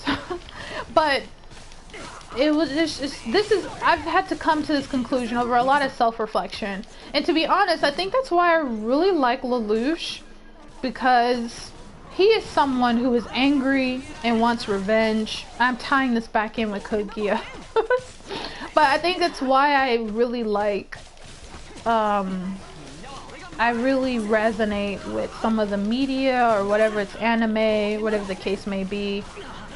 But yeah, and I guess like when I think about that guy at the gym, I think maybe I should, instead of being angry, which I was definitely angry, I should probably try to show more love towards him. I don't know. Just be more forgiving and loving. What God says, what? Love thy enemy? Because that is fucking hard, I tell you that. Loving your enemy is hard. That is hard. Whoo! It's... Yo, and this is why, guys, y'all need to watch Avatar: The Last Airbender.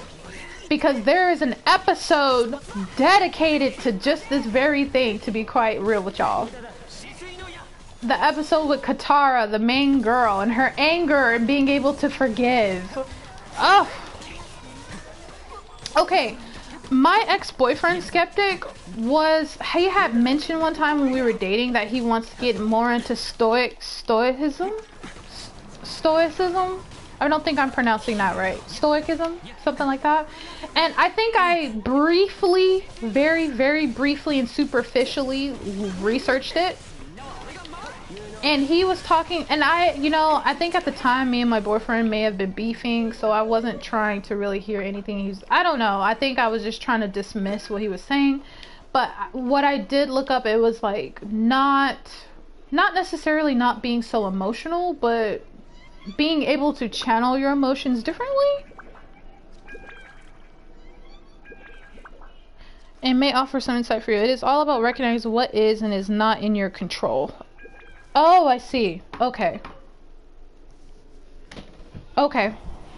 I see. I think I will look into that, because my ex-boyfriend definitely did try talking to me. It was more so for himself, but I think I kind of wrote him off, or I didn't really pay attention. But I think, yeah, I'll have to look into that, because that's not the first time I've heard of that. It probably would be helpful. I should probably bring it up to him and be like, I think I'm gonna look into what you've been studying and trying to do. I may hit him up and be like, yeah.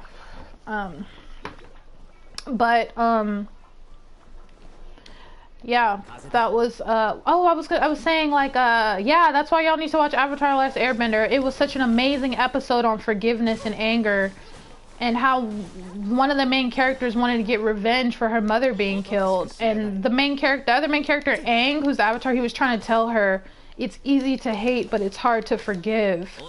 And she was not hearing it. She was not hearing it. And it was such an amazing episode. And I think that's one of my favorite episodes of the whole show, because it just relates to me so well.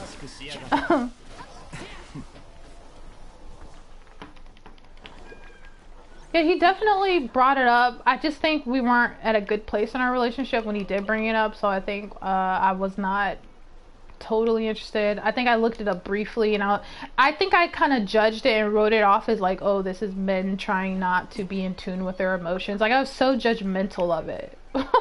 I was very judgmental of it, and at the time I was just like, oh, is this just another one of those things guys don't want to be in tune with their emotions and trying to be emotionalist?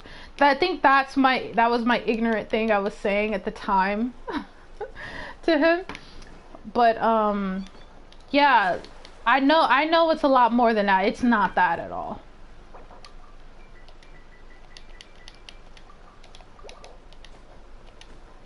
I think I was just saying that to like piss him off. I don't know why I said that. I think I was just being too judgmental.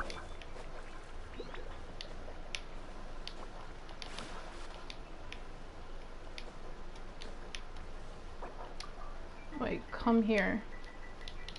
Come here. Wait, Skeptic, what do you think of Valvrave? Did you watch any more?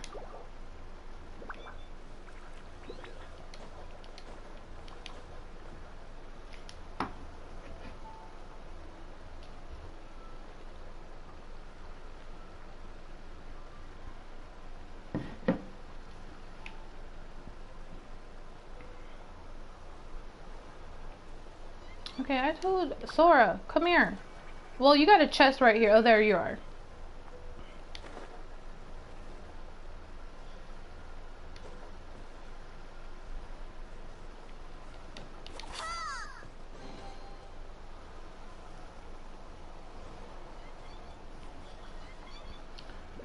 Ooh, hard time for some people to get the difference between forgiving someone but also not forgetting and acting like they did nothing. Yeah, I definitely had that issue in the past. Like I was super, when I was in like a few years ago when I was in college, I was definitely one of those people who I would get burned a lot and just like forgive and act like nothing, like just nothing happened until it was a build up, and then I had to cut them off because I was just getting burned so much. Yeah, I have not watched more Valkyrie though. I want to, but I did get up to episode 21. Wait a minute, hold up, Skeptic, hold up, wait a minute. Okay, we need to have a talk. No, not yet. This is your time. Glitter, are you watching Jujutsu Kaisen? Hold up, we gotta have a conversation. Were you in the did we talk about Jujutsu Kaisen last stream? How freaking beautiful! How, oh, I stopped at episode 14. I was actually gonna film 14 to I was gonna film 14 to 21 today, but I'm gonna do it tomorrow. Not yet, but no worries. I don't mind. Okay. Okay, did we already talk about this last stream? Please tell me so I'm not repeating myself. I feel like I passionately went into how much I loved episode 11 through 13. I think I feel like we already talked about it. I can't remember if we did.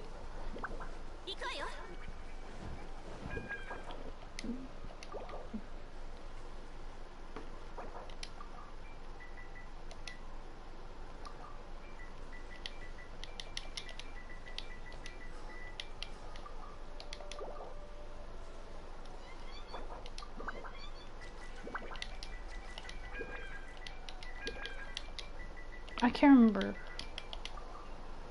Oh yeah, we did. I'm not caught up to episode 21. Why are you...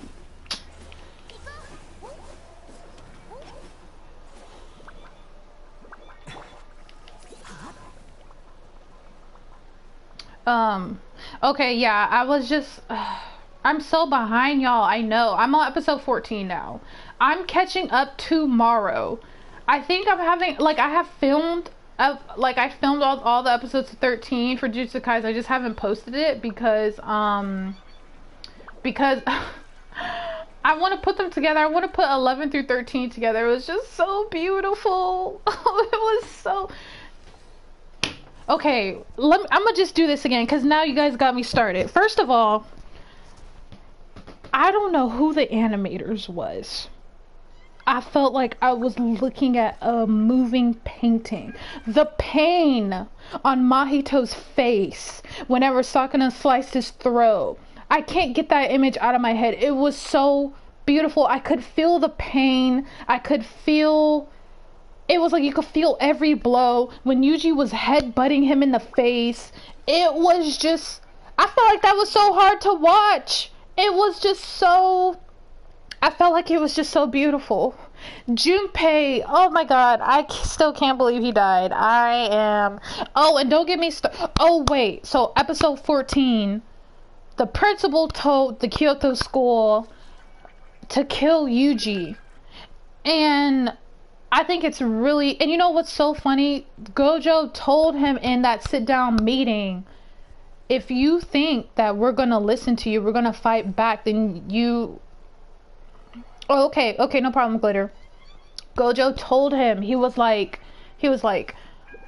if you, I'm not gonna be the only one fighting against your authority. And it's so crazy that the very next, well, it's like 2 episodes later, Todo, he told the Kyoto school, I want you to kill Yuji, and Todo was like, don't tell me what the fuck to do.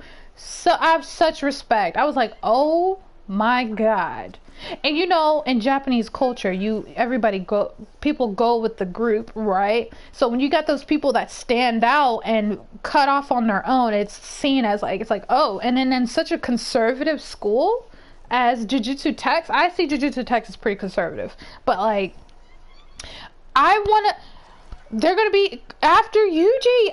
Oh my god, like, I love Yuji so much. I want him to be okay. You know who my favorite characters are? My favorite characters are Nobara, and I like Maki. I really like them. Toto's pretty funny too.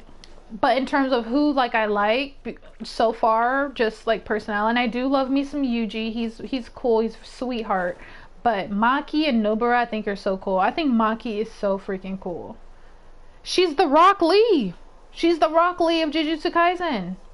She ain't got no curse energy. She can't even see curses. But if you give her a weapon imbued with some curse energy, she can fight though. Now I want to know. I cannot wait till it gets to the point, and I don't know if it already happened. I can't wait to get to the point where it's October 31st and they're going to seal Gojo. Now the question is, are they going to be in cahoots? Are the higher ups and well, they are in cahoots with each other. I feel like they are. They totally are. Are the principals, what role are the principals going to play with each other for them to seal Gojo up? Because you know they want to seal him up.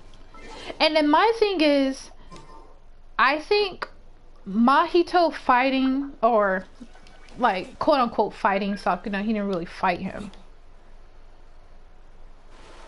Maki is so freaking cool. Like, yeah, she's awesome. My thing is with now that what's his name, Jugo, the volcano guy, the volcano head, and Mahito have come into contact with Sakuna. How willing is Sakuna gonna be to want to go to their side? Like, what can they offer him really for them? You know, they want to bring it upon this new age of curses, right? They're probably gonna tell him, hey, can you join our side? We want to destroy humanity. You can kill whoever you want, and obviously you'll probably rule the world. I don't know. But I wonder what Sakuna's true goal here, besides taking over Yuji's body and materializing fully into the human world. Like I'm just so, and I absolutely, I had said this before, but because Mahito has a human form, I totally underestimated him as a curse. And I think episode 12, after he killed Junpei, I think Yuji fully understood what that curses are not humans and what they're capable of. You know, not to say that he didn't know that before, but just like, I really do think Junpei dying was like his wake-up call that he has got to get stronger. He has got to get stronger. Otherwise, he's dead. If it wasn't for Sakuna, he'd be dead. And he does know that. So, talk about humbling. Very humbling indeed. Now, I was talking to a friend and they told me that the exchange event was pretty serious. When they had first brought up the cultural exchange event, I didn't think it was going to be, I thought it was going to be like one of those fun, you know how those animes, they be doing the, school festival, like one of those. It's like one of those fun episodes. No, it's not. Clearly it's not. I guess this is when all things shit hits the fan in this. Because I think right now they're currently fighting the nature's curse, the tree curse, right?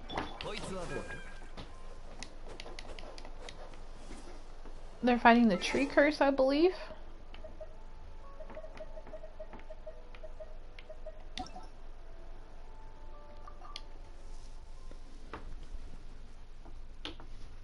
I think so.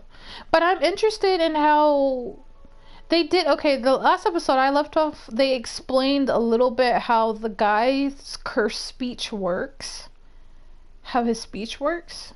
He only speaks very, very basic words and sentences so he doesn't accidentally use his curse jutsu on someone. And I mean, when I recorded it, I had said that it reminds me of the witch from Goblin Slayer. I don't know if y'all seen Goblin Slayer, but she was talking really, really slow. And they were saying like she does that so she don't be casting spells on accident. And I'm like, oh, okay. Kind of reminded me of that. Okay, wait a second. What? Okay, I have 10. What am I trying to do here? Let me just...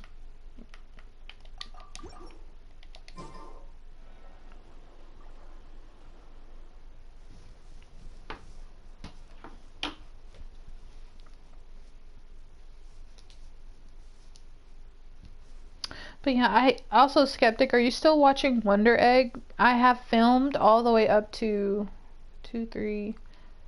I think I did up to 4 and. Did I do 4 and 5?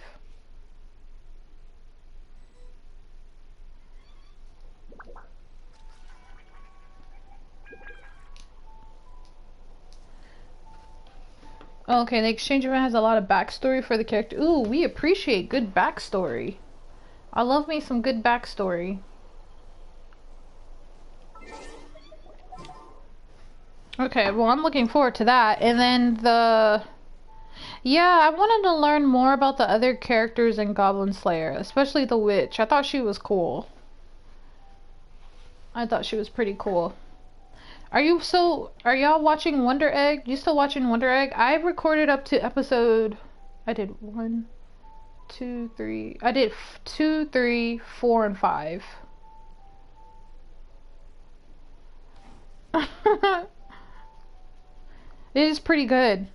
The subject matter that they choose to tackle is something else, and we're talking about real stuff that young adolescent girls go through in their life. Like, Jesus, you know what, definitely the stylistic choice of having it be brightly colored and colorful was definitely on purpose. It's like Madoka, which is why I would always recommend Madoka to everybody. Madoka is amazing and very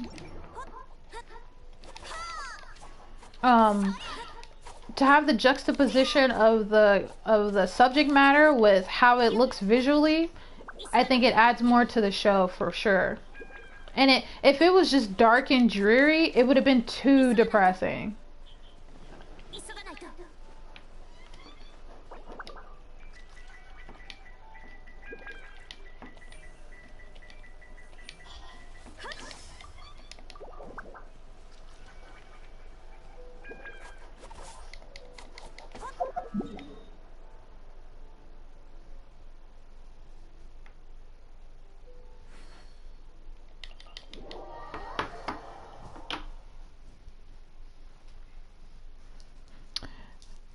Oh, guys, okay, I was watching, have you guys been watching any Netflix shows? I know some of you are like, you don't really have a lot of time, but have you guys watched any Netflix shows? I need to tell y'all about this show that I watched. I binged it.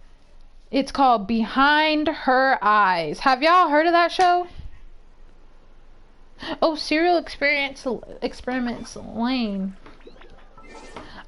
Man, that came out so long ago. I don't even remember what it was about, but I remember it used to come on this channel called G4 TV. G4, it used to come on so freaking late, and I used to record it on this pink video cassette tape that I had. But I don't remember what it's about.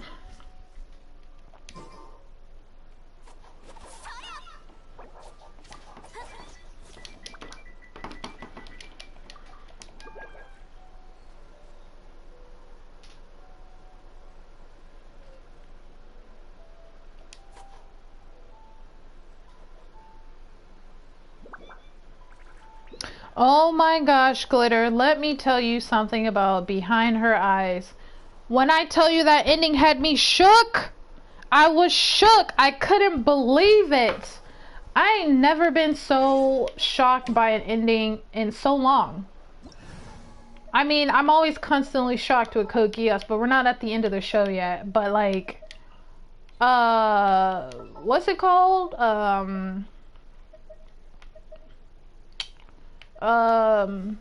Freaking Behind Her Eyes.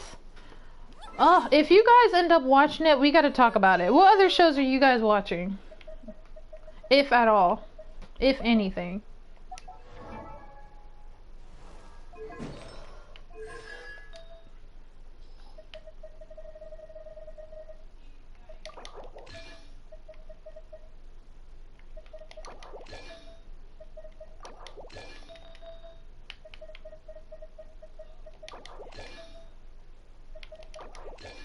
Ooh, wait a minute. Wait a minute. Yeah, it's a Netflix show, not yet. It's something else. It is definitely something else. Let's Oh no, but it's about the integration of technology. Not to break away Netflix up, but it is about the integration of technology into our social lives in a super abstract way. Oh. Oh, I see. Okay. I will definitely. I remember liking Serial Experience Lane. I said Experiments Lane when I was watching. I just cannot remember what it was about. Okay, I can get into that. I could totally watch that.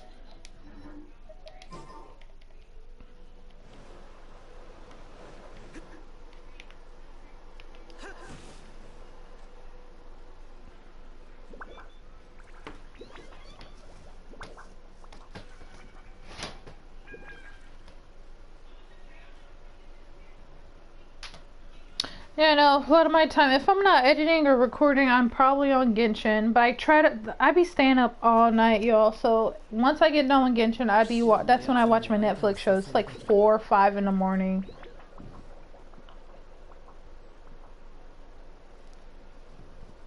Beastars Season 2 came out.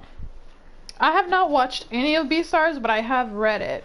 I didn't read the ending yet, though. I need to finish the series. But I do love Beastars. It's so good. What do you think of it, Skeptic?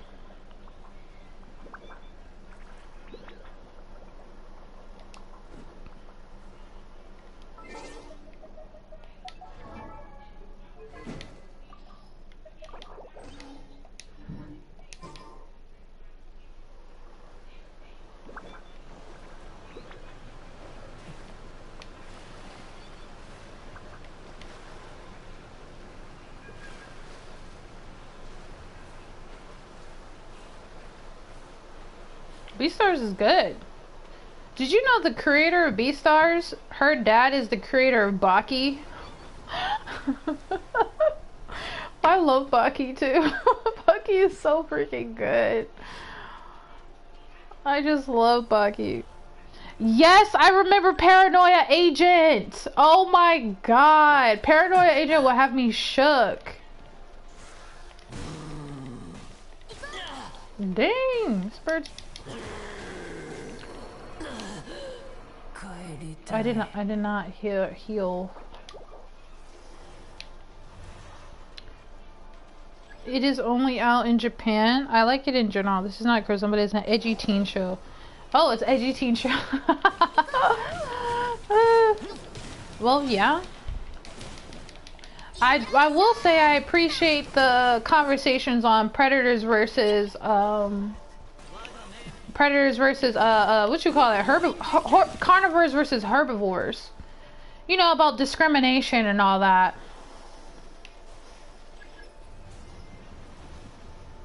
Zankyo no Terror. Wait, what's the English name of Zankyo no Terror?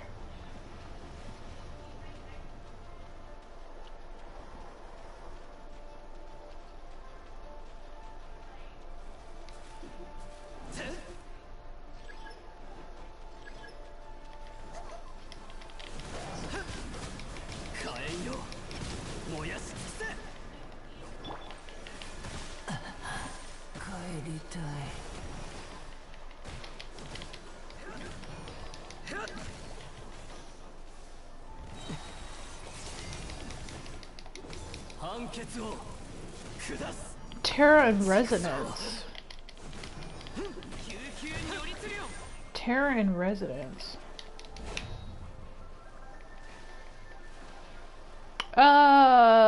What's it about? Oh no, not the birds. Oh no, I hate these birds. Leave me alone.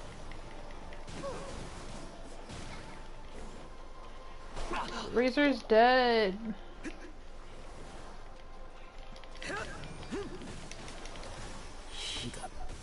Terror and Resonance. I need to look that up. Terror and Resonance. Terror and Resonance. Well, let me see. I need to see a picture. Tokyo is under a terrorist attack and the only clue is a strange internet video. Kind of reminds me of Bloody... Oh, this! I've never seen this. I have not seen this.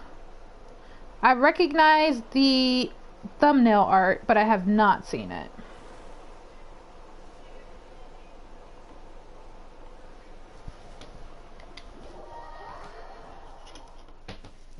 It's kind of giving me Bloody Valentine. What is it called? Bloody Holiday? It's some manga that has reminds me of this terrorists and shit on the internet called Bloody Valentine or Bloody something.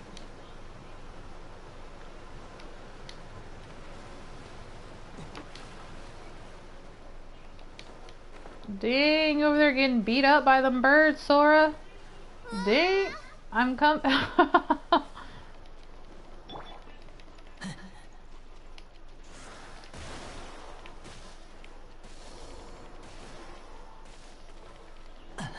I gotta wait for my cooldown.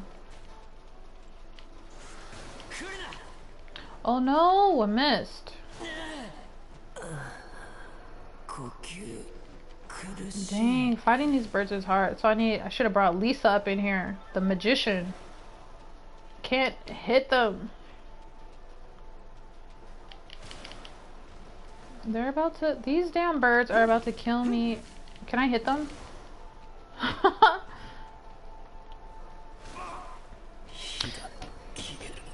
Okay. They have numbers for names.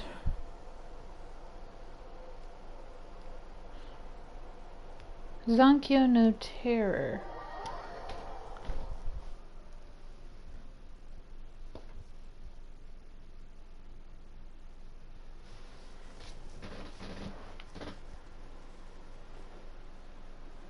Oh, Sword, are we not... That was supposed to be for fun, so let's not do that again. I'm trying to think, there's this one, manga, they're gonna make an anime out of it, it's called Platinum End. I feel like we've already talked about. She said, there's this one horror manga called, Maho Shoujo, Magical Girl Apocalypse. It is so freaking good. It's kind of old though. I wonder if they made an anime about it.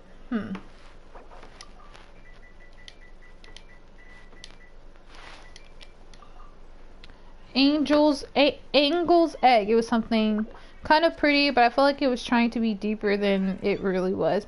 Angel's Egg. Angel's Egg. Hold up. Let me look that up. Angel's Egg. Unless you meant Angel's Egg, but I don't know. Angel's Egg. Oh, it's called Angel's Egg. Huh. I have not seen this either. 1985. Oh, is it a movie or a show? Oh, it's a Japanese OVA art film. Oh, it's a film. Okay. I can add this to the list. I'm sure Hulu, one of them probably got this.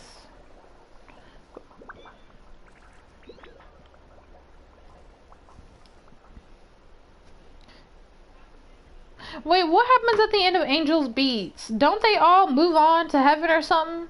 I think I watched all the way up to episode 10. It was so long ago. Wasn't he on a train and that's how he died or something? And then he meets this girl he likes.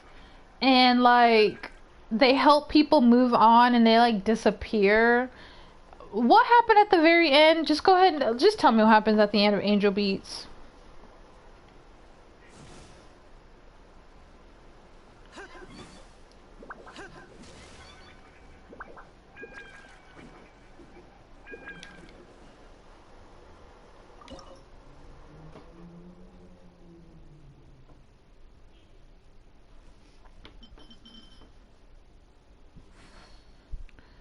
It is not high up on air conditioner, but if you're in the mood for something different, it will give you that.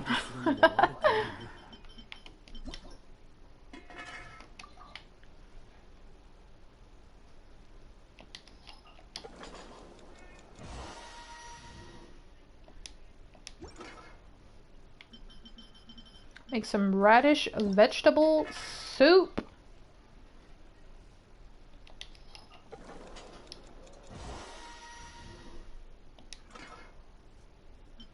Ooh, make some matsutake.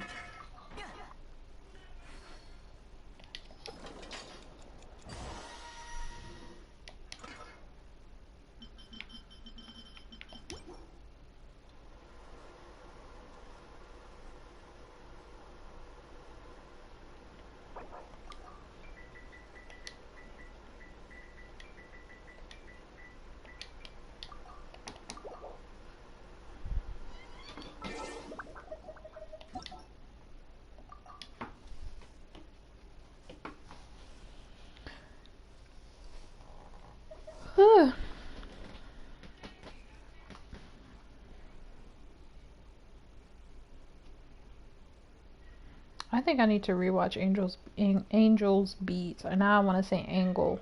I need to rewatch Angel Beats.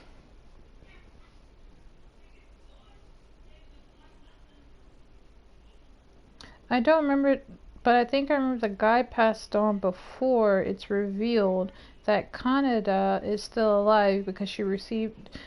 Oh my god! That is sad. Wow. Yo, who be writing this stuff? Like, it's like they make it their mission to... Wait a minute, hold up. Speaking of sad, did y'all did y'all read the latest chapter of Attack on Titan? Whew. One chapter left.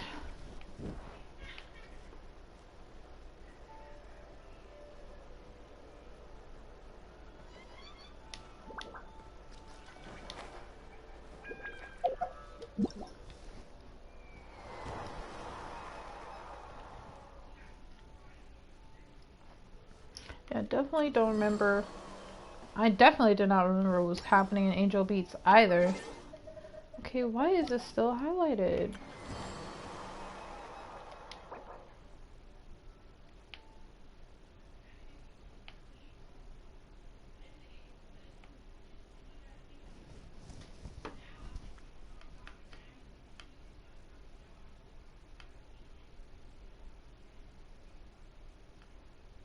Oh, these are the people who got help.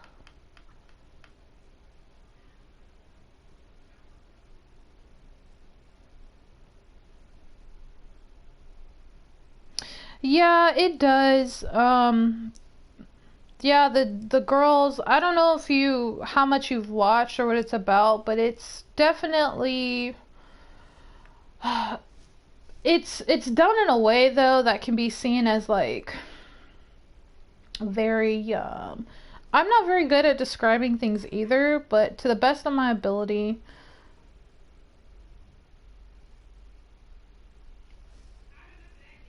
like I watched an episode of Wonder Egg a couple of days ago, and one of the girls that committed suicide, because the whole point of the show, or so far that we know, the whole point, I think the whole point is the girls need to move on, but basically you got the main characters, the magical girls, if you will, who they're trying to bring somebody that they know that killed themselves back to life. And they and how they can bring these girls back to life, they get these eggs. They have to buy these eggs, and they crack the egg open, and it's a girl that has killed themselves basically. And so if they can protect this girl from a manifested monster of her trauma, of basically of, so you have these girls who committed suicide because of some reason. Well, that trauma and fear and all that manifests itself into a monster that the magical girl has to fight. And ultimately it symbolizes helping the girl move on and overcome her trauma. And so and it's definitely very graphic. It's pretty violent and gory. It's very violent and gory. And it definitely, there was one episode I watched where one of the new characters that you meet, she's protecting this one girl, and the girl tells her, like, I was molested by this guy who was in my dad's company, and when I told people about it, my mom told me I should have just taken it, and my dad got fired from his job. And so that girl killed herself, and she's telling the magical girl this because the manifested monster that the magical girl has to fight is like some cartoony, this like over exaggerated version of her predator, of the person that caused her to kill herself in her real life. So, and it is just, but I will say, I am enjoying how they chose to talk about these things, if that makes sense. It's The premise, the story plot is very unique. And honestly, I feel like it's going to be pretty tragic in the end, but I feel like it's really good, and it tackles some very serious subject matter. I can understand if it's not for you though, because it's pretty heavy, because it's real shit that girls have to go through for sure. But I will say I can appreciate the animation is done in a way where the smallest interactions are so real. They're so. I follow this Sakuga blog, and this all this person does is analyze and talk about animation and who's behind the animation and that person's particular style and how it contributed to the scene of the show.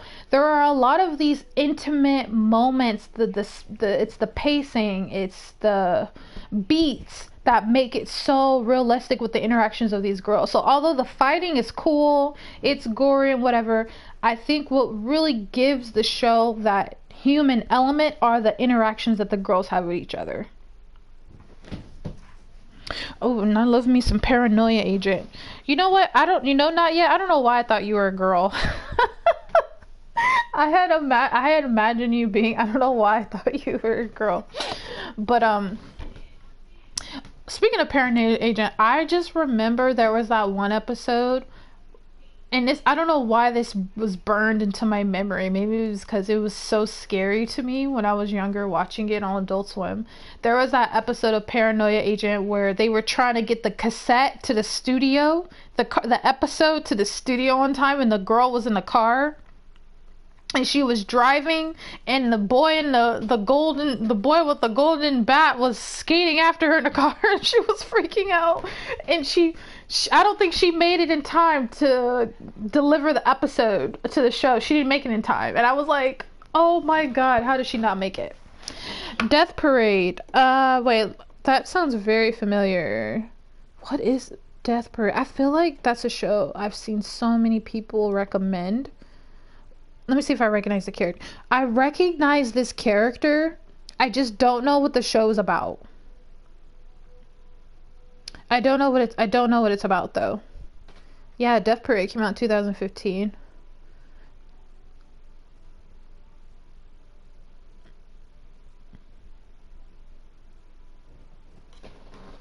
I've not seen Death Parade. There is only one season out. You know what? How about we go try Spiral Abyss?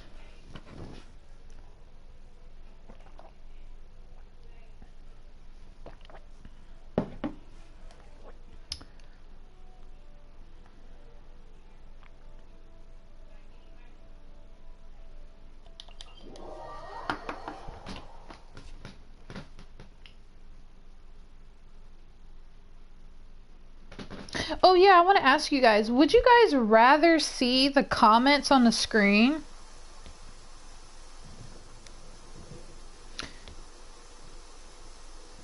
Wait, Light Yagami is apparently in what? Death Parade? That's crazy. They did like a crossover thing?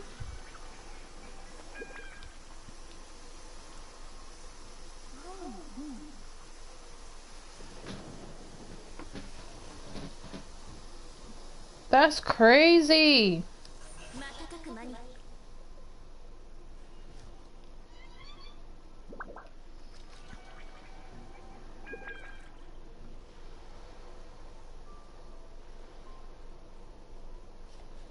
I want to try something.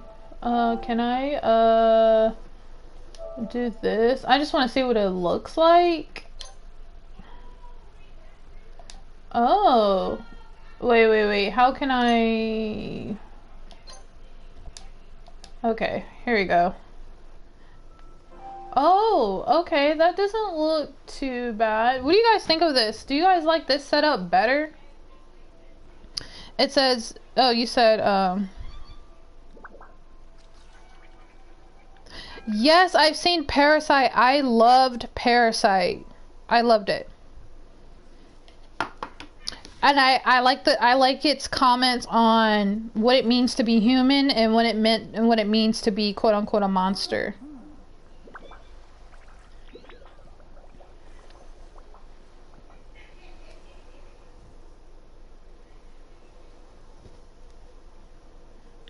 Parasite has a Korean. Oh no, not that Parasite, not that movie. I want to see that too. Oh my god, I want to see that. The Korean movie Parasite, but no, there's an anime called Parasite. There's a scene with a character that looks exactly like Yayagami, and it's hinted that it's him since both anime. Oh, that's cool. I'm gonna have to see. I'm gonna see that. Now I'm curious.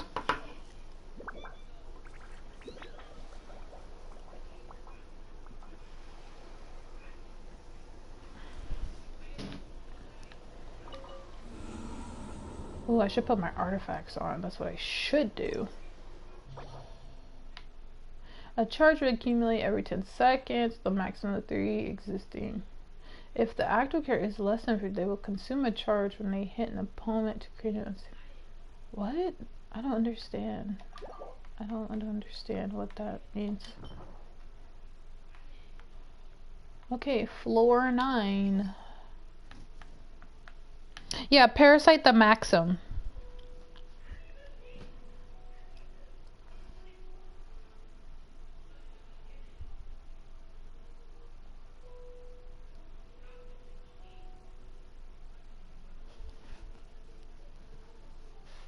Yeah, that was good. That was good. I think I had read the Parasite manga when I was in like middle school, maybe early middle school, I think. The manga is really good as well. It's really good as well. I feel like and I honestly feel like the anime did it a lot of justice too. I feel like the anime did a good job at adapting the manga, which is sometimes pretty rare. Okay, we're gonna check. What is this? Ice shield, Mitachoro. Ice shield. Second half. Okay. Cryo abyss. Okay, so basically I'm gonna need fire. Alright. What's this? Ooh.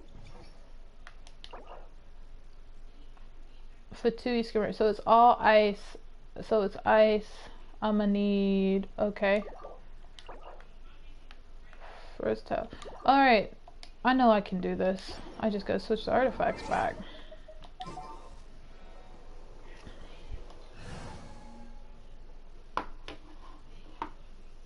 Yeah, when what was his name? Miki went into his heart and had to fix his heart up. I gotta tell you, I was so sad when his mom passed away. That was crazy.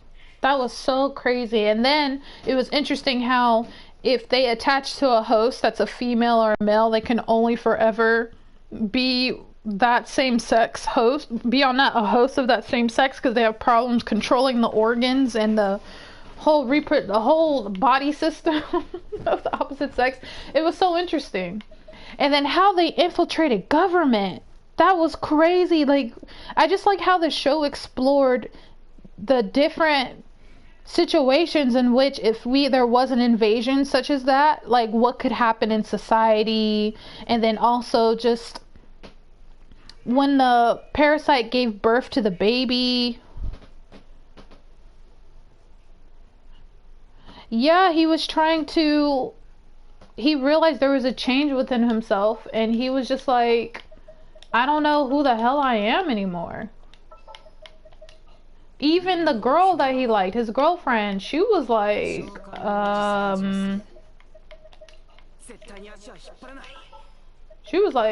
don't know. Oh, I should put water in here. Okay. I'm gonna need fire and both. This is where I use Zhongling. Ugh. Wait a minute.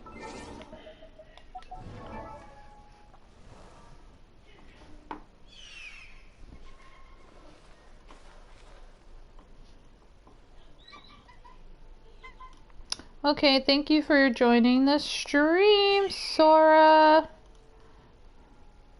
Have a good night.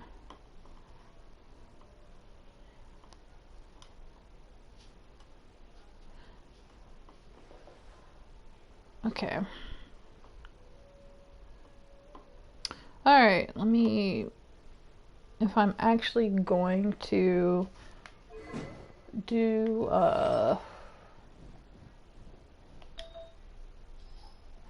okay, so let's see. Ooh. I gotta make sure I put Bennett and him together. And I need Xiangling. And I wonder if I should put... Spiral Abyss is always iffy because the combinations do matter of who you put with who. Could really make a difference on if you get the full 3 stars or not. Just trying to make sure I got the right artifacts. I need his fire damage to be as strong, and he does not have a pyro damage bonus, which is unfortunate because I kind of need him to have a... Well, that's why I'm gonna put him with... I'll put him with Bennett. Okay, let's see what's going on with Zhao. He's gonna help quite a bit. I should probably put him and Bennett together because I do need a healer. Movie training. I lost it at their rendition. Oh yeah, Lord of the Rings. That shit was funny.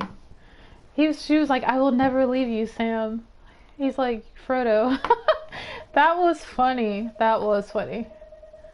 I can appreciate the cultural references that Jujutsu Kaisen be making. That shit is funny. You know, the creator of Jujutsu Kaisen is literally 27, 28. So they're gonna be... I think the creator is a woman. So I think she's gonna... I don't know, but she may be like non-binary. She may go by they or them. I'm not really sure, but I just call her... Let's just call them Gege. Gege, they like the same mess that basically a millennial does. Oh, that's funny. Ooh, let's get that. Let's do this. Okay, we're gonna put HP. I need something with attack, preferably attack. I don't know if I'm gonna... Okay.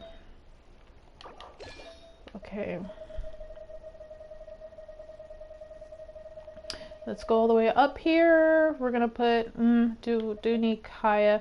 I don't know if I'm gonna put Razor for anything, so let's just give him a physical damage bonus. You know what? I should just put that. Give Kaya the physical damage bonus. Let's give him an animo damage. Okay, where's his attack at now? Okay, I can work with this. Alright, Benny boy. You got the right weapon. D-Luke, do you have the right weapon? Yes, you do. Benny boy. Alright, Benny. Of course, we gotta put you here. You're good there. Preferably... Sure. Let's do that one. This is why you gotta get better artifacts, people. Alrighty, let's see. Okay. Let's give you more pyro... Ooh, I just took that off. Alright, so what's your pyro damage looking like? Oh, we're at 61%. Cool, Benny. Kaya. Cool, good, right weapon. Where's your damage at? I could work with 1600. I wish it was a little more, but that's okay. Sorry guys, I want to make sure. I'm trying to do the Spiral Abyss, and I gotta make sure this shit is right. Okay. I can work with that. I should switch. Let's switch you. Okay. Okay. Alrighty. Alright, who else we're gonna use? We're also gonna use Shinchu, Water Boy. Bookworm, Water Boy. Let's make sure your artifacts are good. Alright, so I'm gonna give you this one.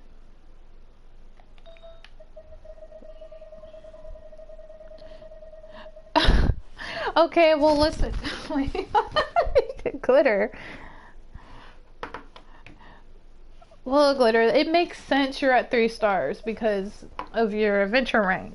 But once you do that one quest where you gotta find all of the Geoculus in the whole map. You gotta find all the Geoculus, which is why do your leeway reputation so you can unlock the compass. I think that's how you get it. And the compass, it's the Geoculus compass. Is that how you get it? I'm pretty sure you get it when you do your reputation and leeway goes up. Ooh. Oh, no. We gotta give you the hydro damage bonus. Okay. What was I saying? Yes. Ooh, we're gonna put you here. His hydro damage should be at 81%. Nice. Okay, let's switch your weapon out because that's not gonna work. We're gonna give you this one. I need to level up these weapons. Okay, we're also gonna need... okay. We need at least 8 people. 8 good people. 1, 2, 3, 4. That's the first set. We go. 1. Oh my god, her. God. Alright.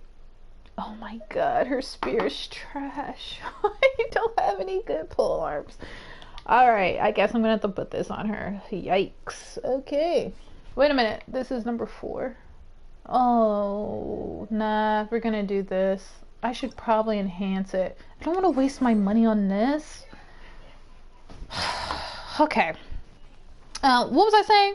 Okay, Glitter. Yes, you need to collect all the Geoculus. You'll get your first 5-star. Probably.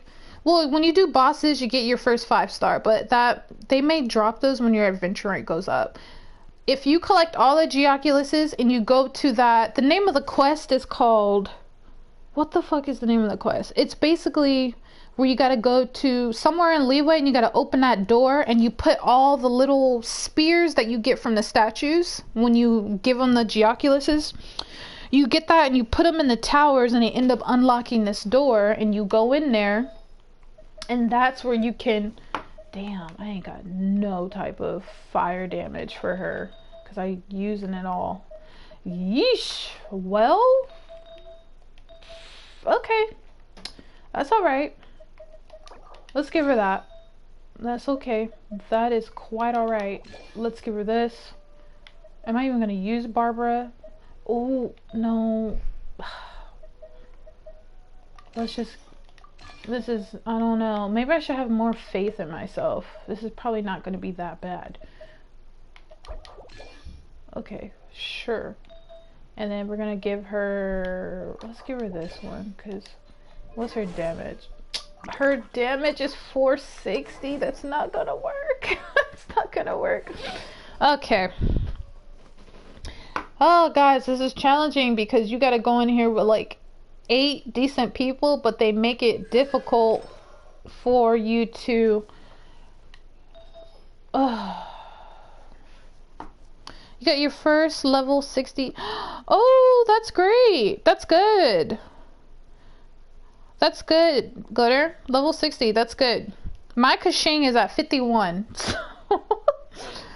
So that's that on that. But, yo, what the hell? Ooh, this is gonna... You know what? I could probably mix her in with strong people. We'll see. Okay. I think I'm gonna just... Let's just leave it at that. Let's just do it.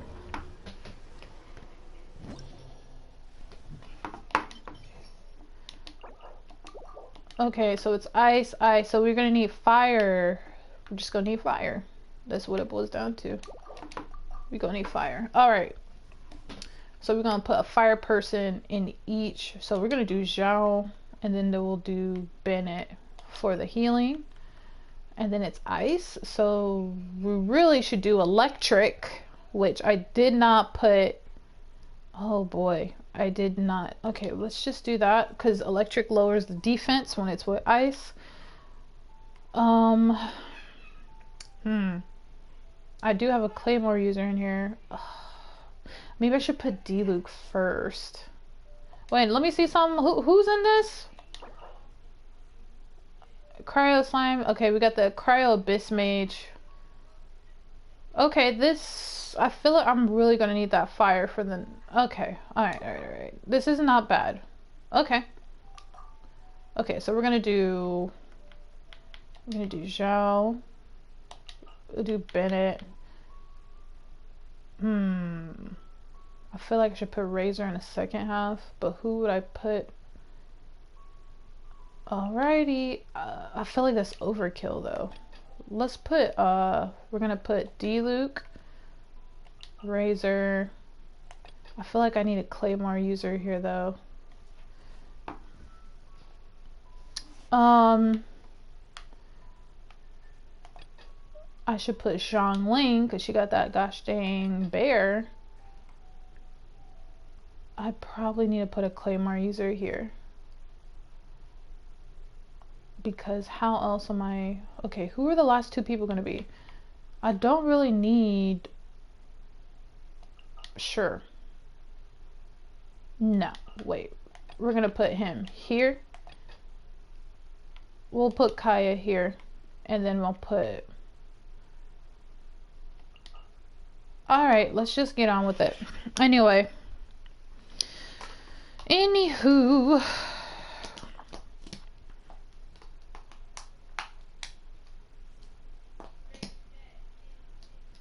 Do you have something about the game that you don't like, Glitter?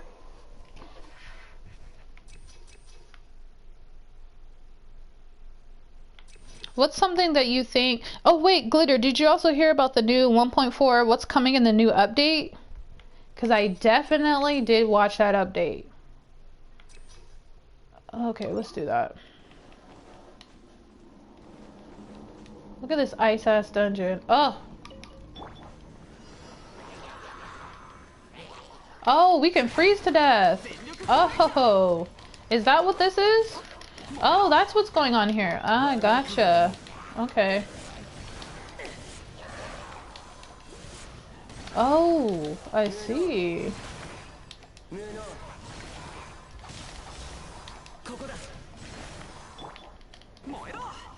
Oh no you don't.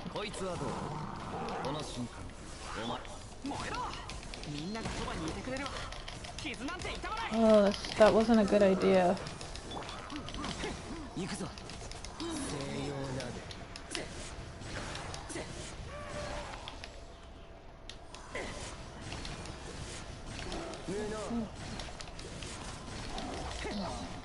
Alright, what? There's more? Oh!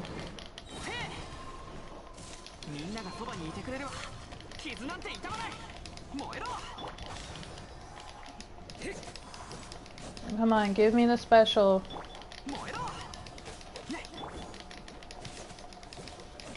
This is taking too long. I should have brought electric in here. Come on, come on. No. Ugh. Okay. I was gonna tell y'all something. What was I gonna tell y'all?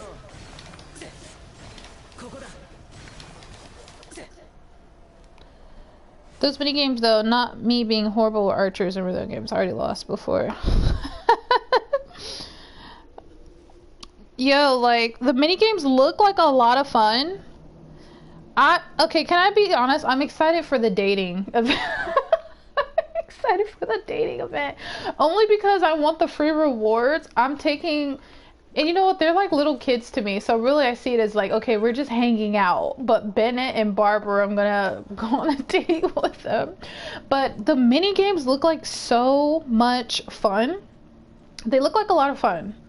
Especially the one they call it like the Fall Guys.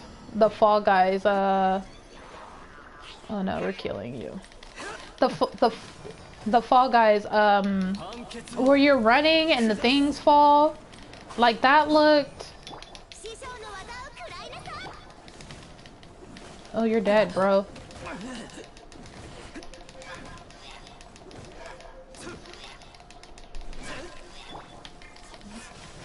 Oh, I forgot. I'm freezing to death. You can freeze to death in this. I gotta kill you, though. Kill this freaking... Okay, who... Oh, you!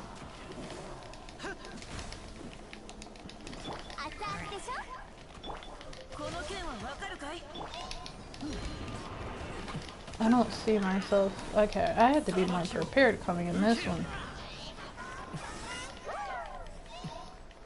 Oh my god. Ooh, bitch.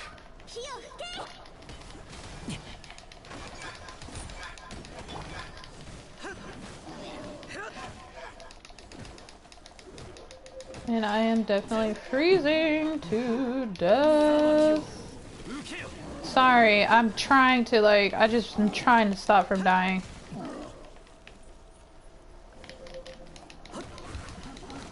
I don't see myself winning this. I brought the wrong people in here.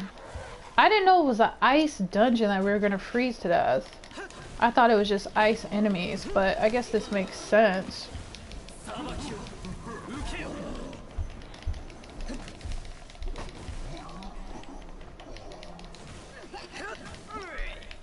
I don't think I got it.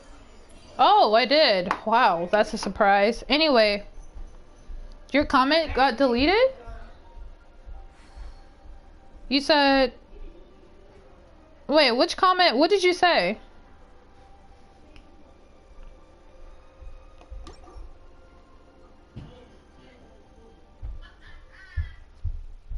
What did you say?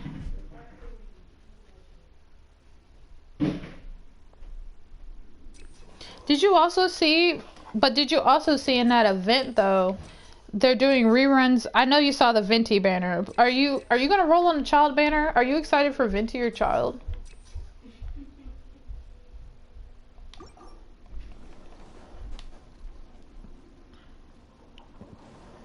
Wait.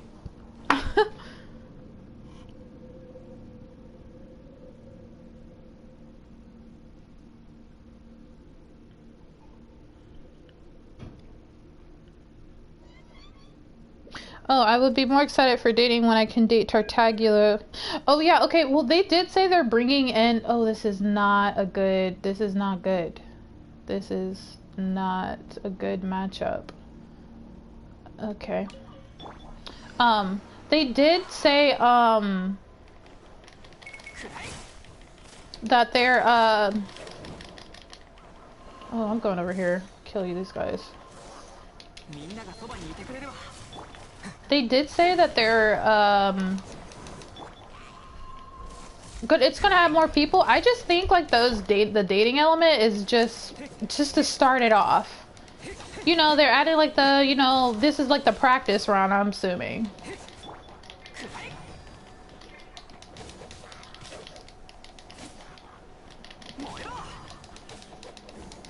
Come on.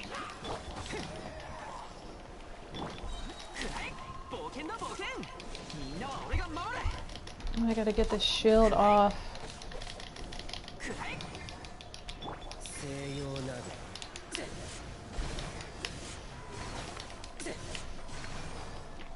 Where's the other one at? Where are you at? So I can kill your ass.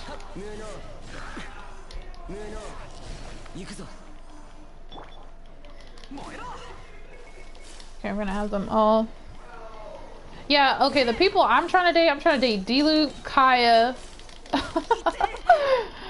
Basically all the grown men in the game.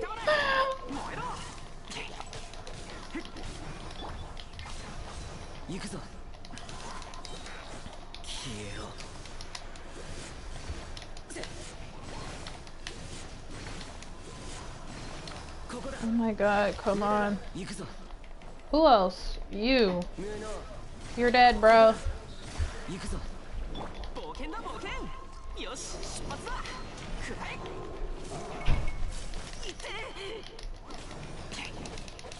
I brought the wrong type of people in here. Sorry guys, I'm not talking as much. Let me just beat this. It's like the Spiral Abyss takes my... Until I get used to it, because I just spent a long time avoiding this. Avoiding doing this.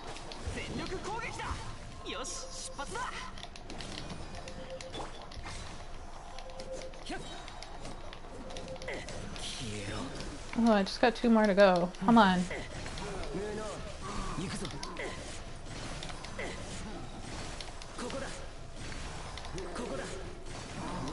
Okay. Anyway. Date and Tartuga's other name in it. Oh! Yo, YouTube stays on it. YouTube stays on it, don't they? Shoot. Dang, we're still in the ice one? I can't stand this. Is annoying. Yeah, but the patch 1.4 update looks pretty cool. We're getting a lot of stuff. They even want to have it so you can change your adventure rank if you want to lower your adventure rank level, or your world level, I mean. So it's not so like, so it's not 400, how long is 444 seconds, y'all?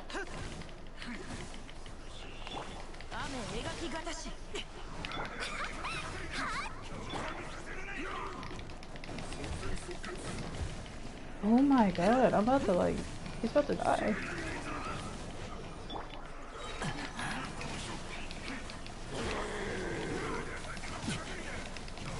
Oh my goodness gracious.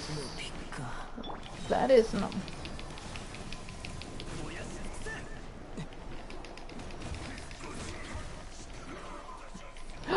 Oh, run. Kill him. He needs to die. The ice one is the worst one, in my opinion.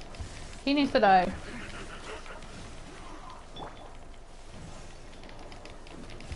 Oh my god. Yo, not good. Can I bring him back? Oh, you can't bring him back once you die. Okay, I failed this one. Because she's too weak. I should have brought...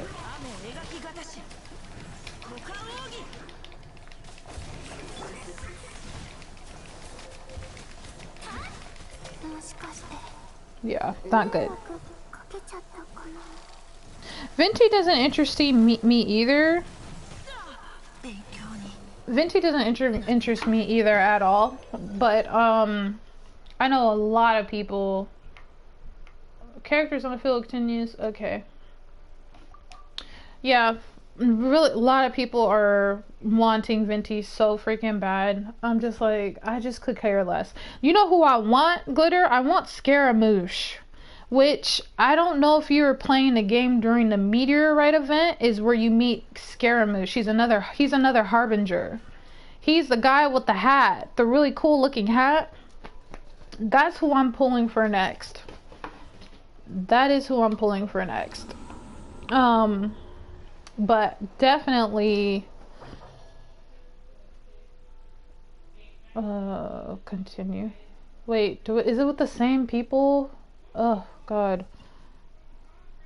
Yeah, like, I was always curious, after that Meteorite event was over, I was wondering, people who come after the events happen, I'm like, how are they going to, because that whole event, you did stuff with Fischl, you did stuff with Mona, and you meet a new, it's like there's like a bunch of story elements, like it's a part of the main story. So I'm just like, what about the people who come later? They're gonna miss something very important happened during that event that is relevant to the main story of the game. So I'm like, so the other people who come after, are they just not gonna know? Because Scaramouche was there and it looked like you were gonna fight him, but apparently he's like super powerful. I think he's a catalyst user. He could be a catalyst electric user, which would be the first guy catalyst, but I don't know. I heard there's rumors that Baiju is a catalyst user, but I'm not really sure. But okay, we're gonna abandon this because that's it. Because I need to see. Can I just start from chamber 2? Do I have to do this all over again?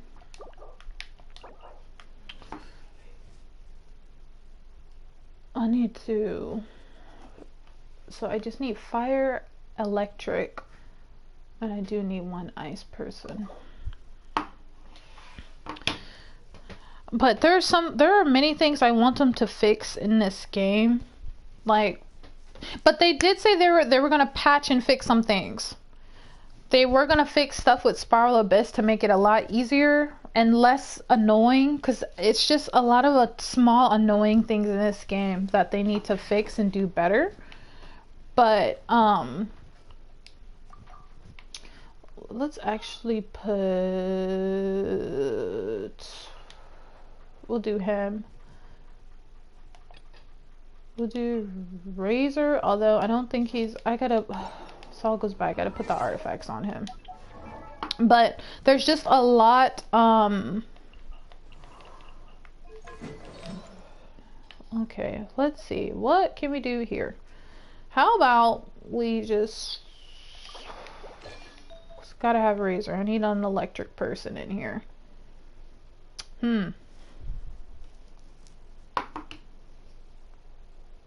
Is the gacha and how stingier they are with primos. Yeah, which is, I know, if you're a free-to-play player, the only things that I'd be buying in this game, I buy the Welkin Moon, which is like $4.99, and I do buy the Battle Pass, if I'm able to get to at least 30. It's like $10. Those are the only things. Now, will I drop $100 for some Genesis crystals? No. I would have to like be like, okay, I'm gonna save up to drop to get some Genesis crystals, to save up for some Genesis crystals. But other than that, that's the only money that I will spend on this game. My logic is, if I play this game so much, then the money to me is not a waste, because it's going to something that I actually like and I do use a lot. So that's just how I justify spending money on this game. But I'm just, if you don't spend money, period, it's hard to accumulate primo gems for sure. If anything, I would just say, just go ahead and do the Welkin Moon. Spend the $4.99 if you can, and you can get 90 primo gems a day, which can help you accumulate and add up. But yeah, my issue is like when you be rolling and you already maxed out the constellations for a character, all you get is star glitter, and it's just so annoying because I keep rolling Zhongling, and I'm at this point, I don't need her anymore. I've already maxed her out, so it's just so annoying. It is annoying indeed. Yes, indeed. What am I doing? I am, let's just go ahead and put this on Razor. I need fire. Okay, so let's see. Let's do physical damage. But where am I gonna put Kaya at? Let's just give, let's see. So this is always the hardest part for me, is choosing. I bought and did buy gems for the one-time bonus. Oh, okay, I see. Okay, well, ultimately, yeah, they are pretty, this primo gems, like, they could give more, but we're gonna get a ton of primo gems in this next event. Are you doing the expedition dispatch thing? That's easy primo gems right there. That's easy primo gems right there.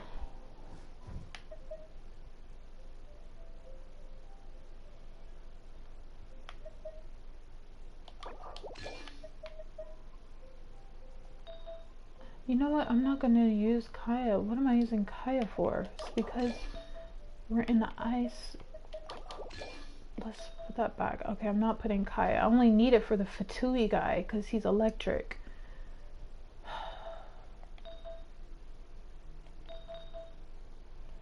Okay.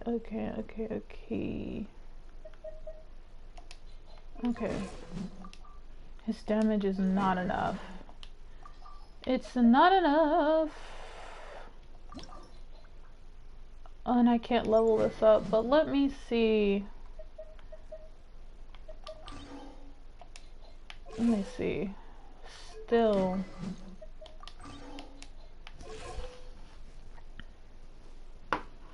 Yeah, basically. Yeah, I heard that they're gonna do something where they're gonna, because a lot of people want to be able to see the characters out in the world somewhere to make it more, just make it feel real, like they're actually there. I thought I saw something where they were gonna have ways where you can do that, or they were gonna have something like that. I could be wrong though. It can definitely be wrong. Okay. You know what? I think this is okay. Let's just try it again. No water and no ice.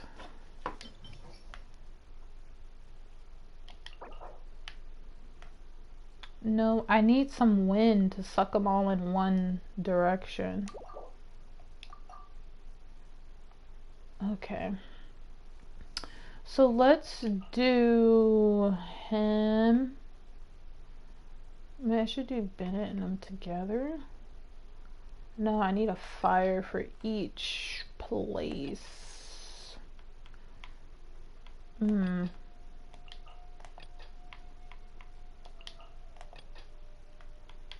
Oh boy. This is a tough one. No ice. No ice. I'll just put Zhongli and him together. Let's see. I play the... Oh, summer skins are it. Yo, I heard that they are working on skins. I definitely heard of that. There was like some type of art or some type of concept art that they did for Zhao.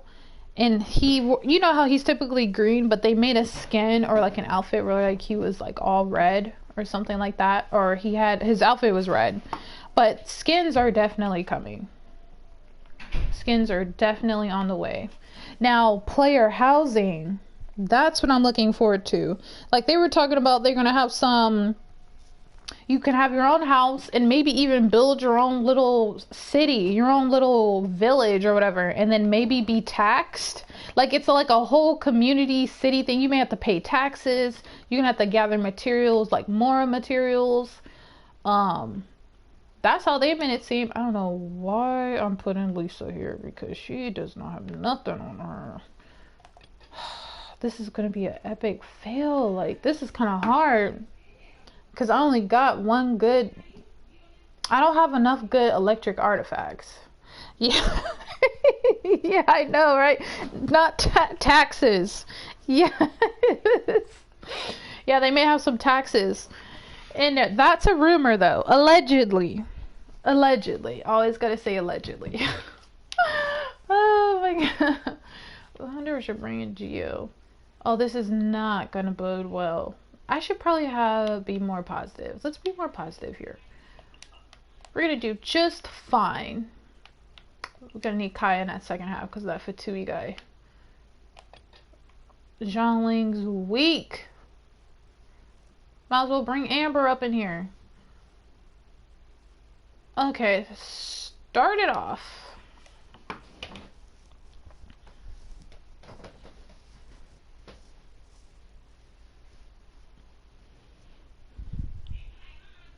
Oh my God, and you're right, Glitter. Definitely need to do my taxes as well. Trying to get that stimmy check, you know what I'm saying? trying to get that stimmy. So absolutely.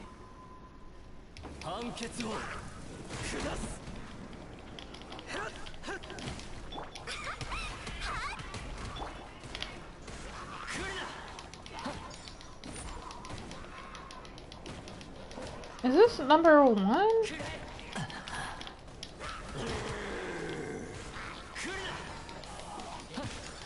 I do need to do my taxes.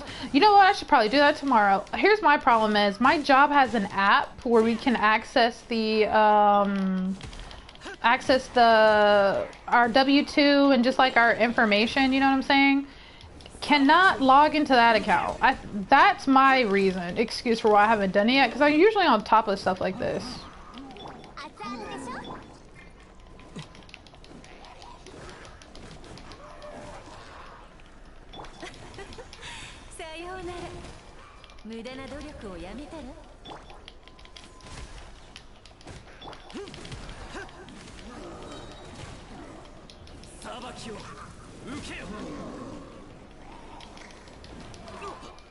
Dang.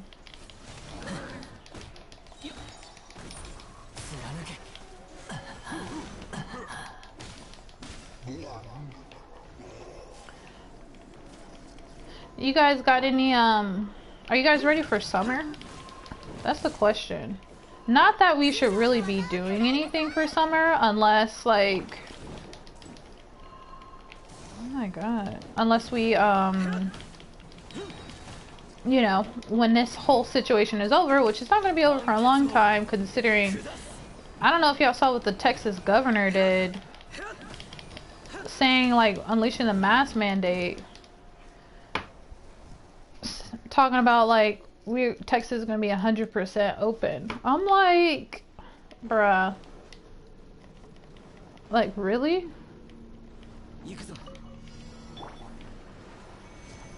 Like, for real? Oh!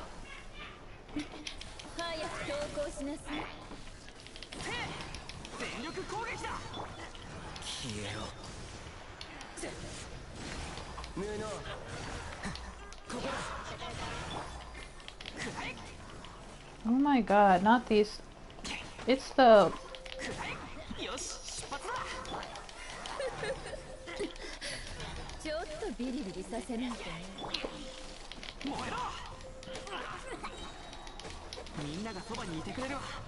Oh my god.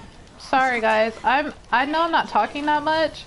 It's just, this is a little hard.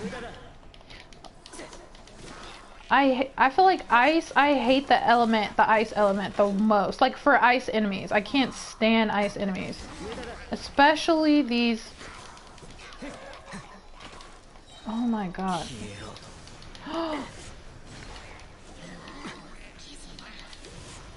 Did he get his shield back? Wow. Okay, I'm not getting enough. This may actually just be like the,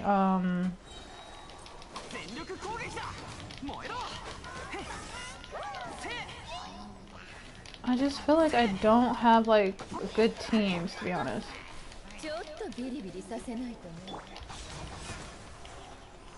This is taking too long. I think this may be the first one though, because, and I already got all the stars for this. Oh my goodness. I'm sorry, I am so like, this is just too much. I need another fire person in here.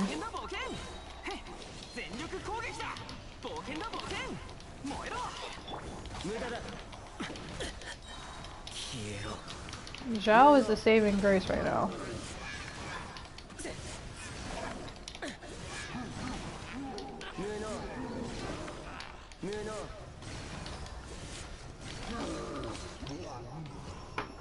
I think I already...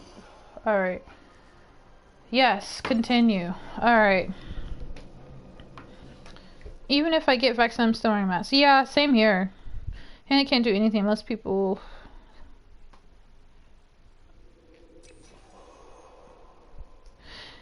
Abel, you spoke nothing but the truth there. You're absolutely right. Yeah. Definitely right about that.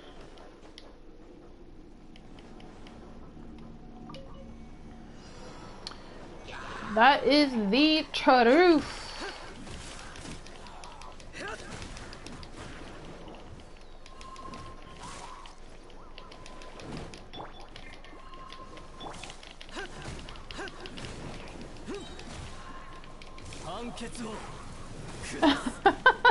So we're doomed. Yo, like, honestly, this is not gonna go away for a long time. Now, I'll be real with you. I'm not complaining staying in the house all the time. Like, I've actually been able to get a lot of stuff done since the pandemic started, only because my job had cut like all our hours and blah blah blah. So I can't say I can't complain.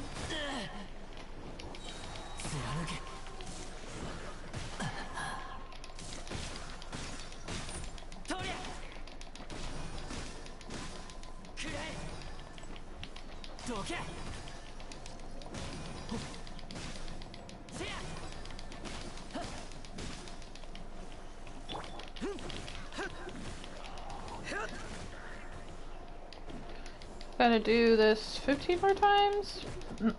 Kill. Oh, that's good, Glitter. Good for you. Not everyone's selfish. Where I live too, let me be quiet, because where I live, people have been really good here in New York about wearing masks and stuff for the most part. I can't say the same for other states, but like definitely a lot better.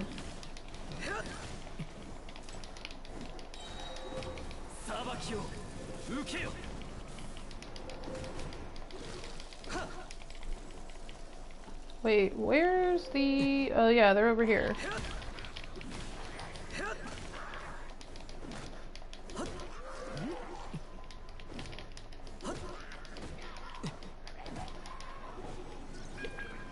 What? There's one more? Who's the other person? Oh, you! What the freak? Okay, no, you gotta die. Because I think I have... Oh my god, where the fuck did you go? Oh my god, come on, I gotta kill... I have to kill him, like... In 30 seconds, I have to kill him. Oh my god, he keeps running! Stop running! I'm not gonna kill him in 20 seconds. I'm not gonna get the...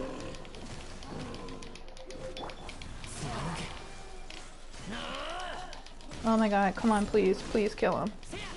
10 seconds. Oh! Oh my god! Well, I definitely... What? How much is 300 seconds? Wait, I gotta count. 300 divided by 60 is what? Oh!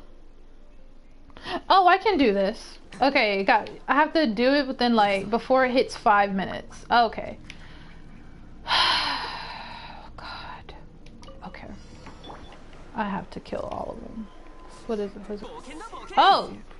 Oh, you guys.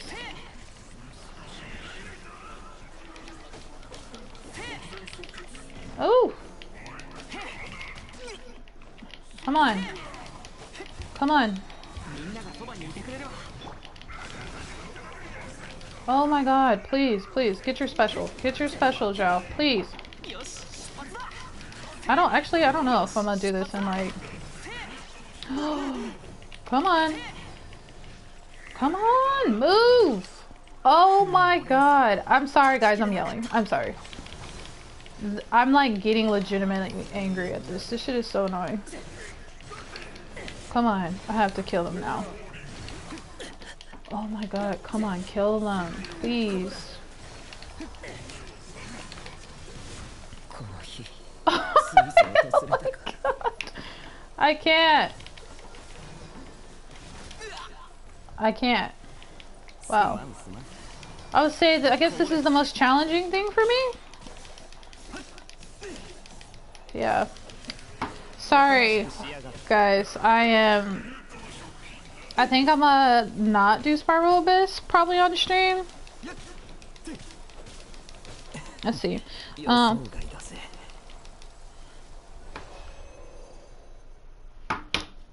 You said,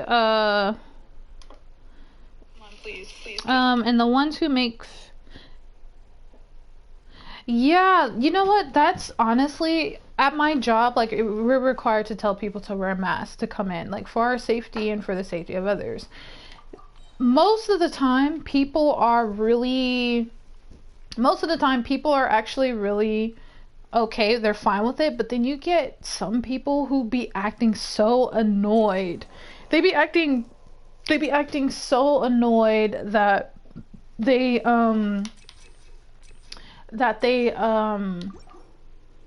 have to do that. And I'm like, dude, we've been doing this for like over a year now. Why are you acting brand new? And then they want to give the employees such a hard time. And it's like, bro, like, seriously.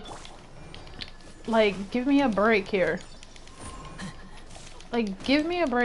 You serious?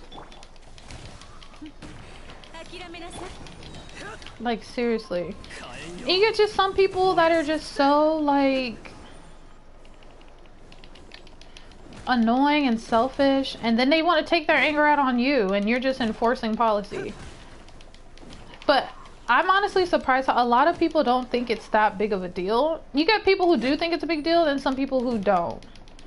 And that is just so, it's annoying. It's annoying for sure. Like, it's mind-boggling how you can have all this evidence that there are people. I had some of my coworkers who've had family members pass away because of that disease, you know?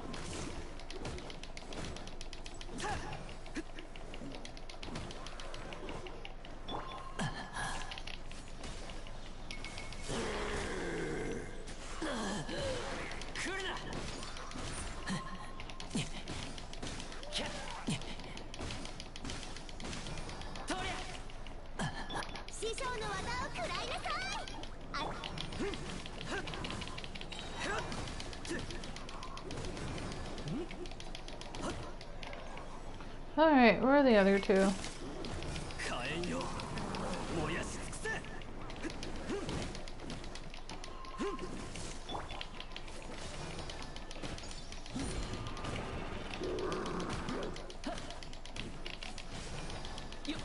Hope to go high, might have face then. Yos, I know, right? It's like the ultimate disguise, wearing showing just like half your face. And then you put sunglasses on, and then you put a hoodie on. That's the key. You gotta have a hoodie with that. Especially in this cold, how cold it is up here in New York. Like, it's honestly just amazing.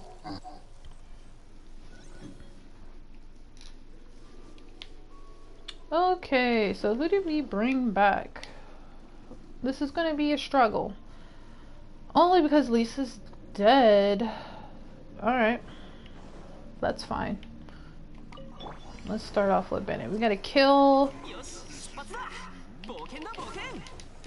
I should have brought D-Luke in here. D-Luke needs to be in this one.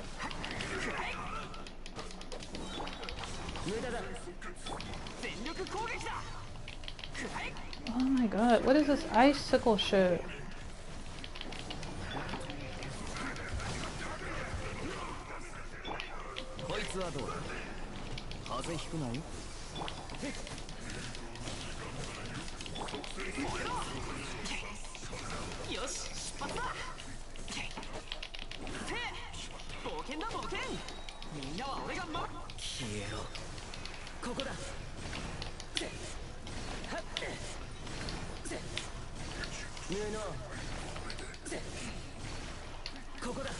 Oh my god, one left.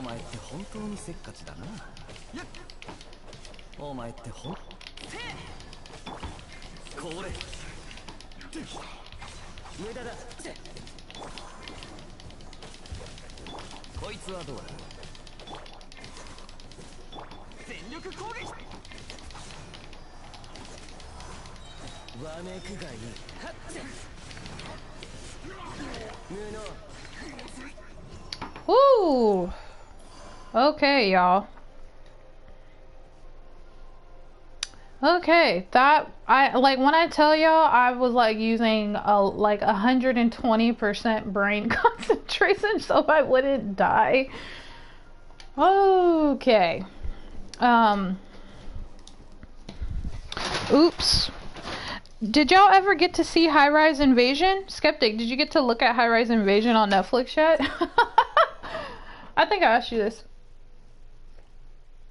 Anybody watched what? Pokemon, the Pokemon Presents? Wait, what's that? What's the Pokemon Presents? What's the Pokemon Presents? I want to know. 25%. Let's do that one. The Pokemon Pokemon Present? I said, did I say presents? Presents. What's the Pokemon Presents? Are you talking about that, the new Pokemon game or something about the Switch? Is that what you're talking about? I think that's what you're talking about. I'm not sure. It was aren't the I think I saw some funny memes on these new Pokemon games that are coming out. Oh, you.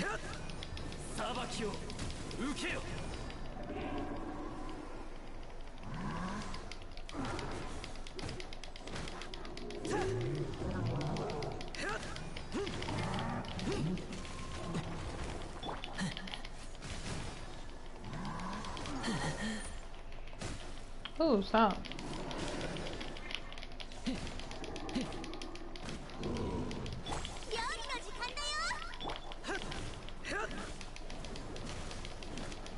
I only saw memes of it, but I don't know the details of the game. I don't know the details of the game.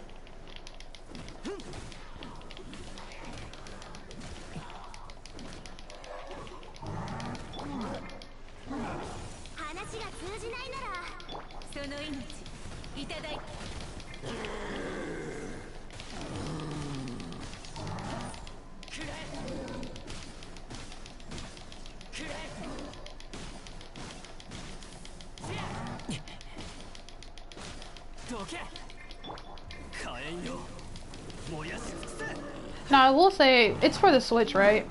I do want to switch so I can, like, just to play the new Pokemon games, honestly.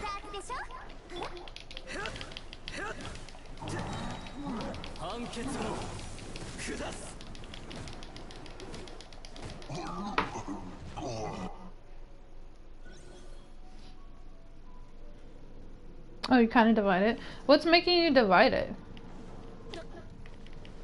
Oh, brother. And Lisa's dead.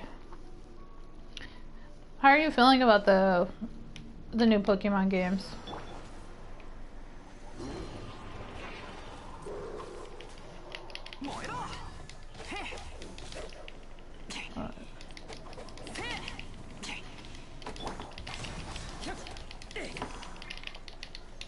Oh my god, come on.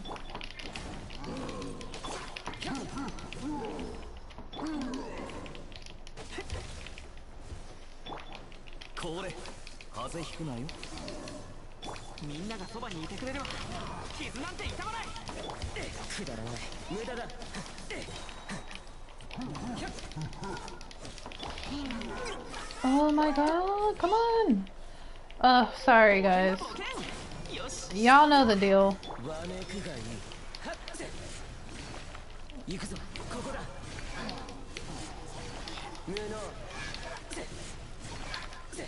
Gotta kill this mage.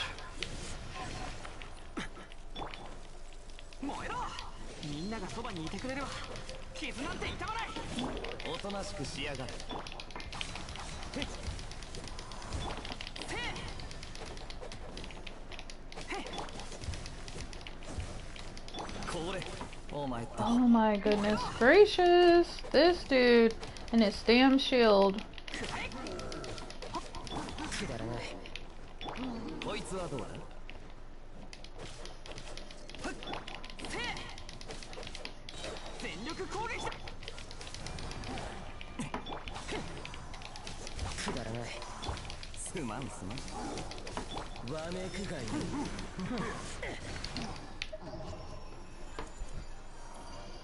Wow, didn't get all. What's 420 seconds? 420 seconds divided by 60 is what? 7 minutes? Where did I stop? Okay.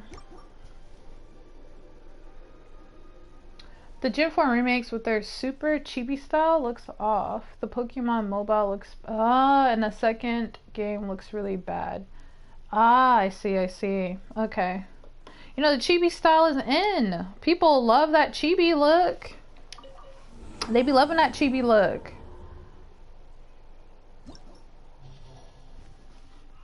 Let's go ahead and claim these rewards.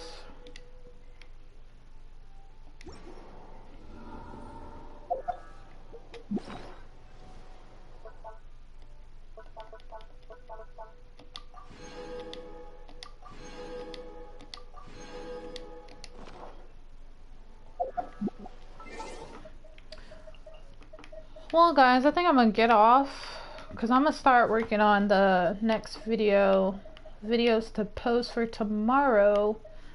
Really want to need to post some Wonder Egg. But I'm gonna get off and get to work on that. As usual, you know, I appreciate you guys joining the stream. Seriously, I really do. It's always fun talking about stuff with you guys, especially Code Geass. I'm just honestly, I don't see how Code Geass could get any better. I feel like it's gonna get more tragic. At this point on, it's just gonna get sadder. I hope not. I really hope not. But I'm gonna get out of here. I'll see you guys later. Maybe I'll stream Sunday. See, I really gotta stop telling y'all when I may stream because I may not do it. But I want to be more consistent. But I will see you guys soon. Thanks as usual for stopping by. Wait, hold up. Before I go, I do have a question. Are you guys able to see on my page the discussion part on my page? Are you guys able to see that? Like, there's a tab, and on that discussion tab, I'll post like updates or when I'm gonna post something or something like that. Are you guys able to see that on your end? I know some of y'all are on the phone, but I do be updating that. Like, I'll post like, hey guys, I'm gonna post this video. Like today I posted, hey, I'm gonna post episode 8 tonight. I don't know if y'all can see that. Are y'all able to see that? And Glitter, you're on your phone, right?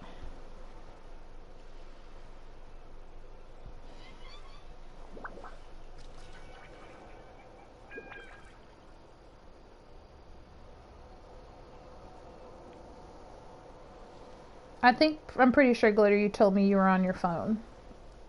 I think. I don't know if you're on your phone, you'd be stream. Oh, okay, so you guys can see it. I just wanted to make sure.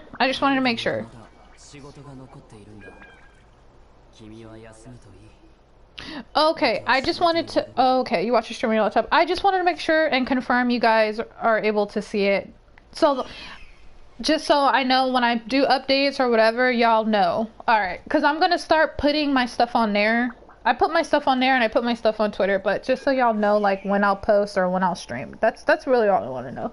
But thanks, guys. I'll talk to you guys later. Have a really good night. I'll talk to you guys on Sunday. Sunday maybe. But see you guys later.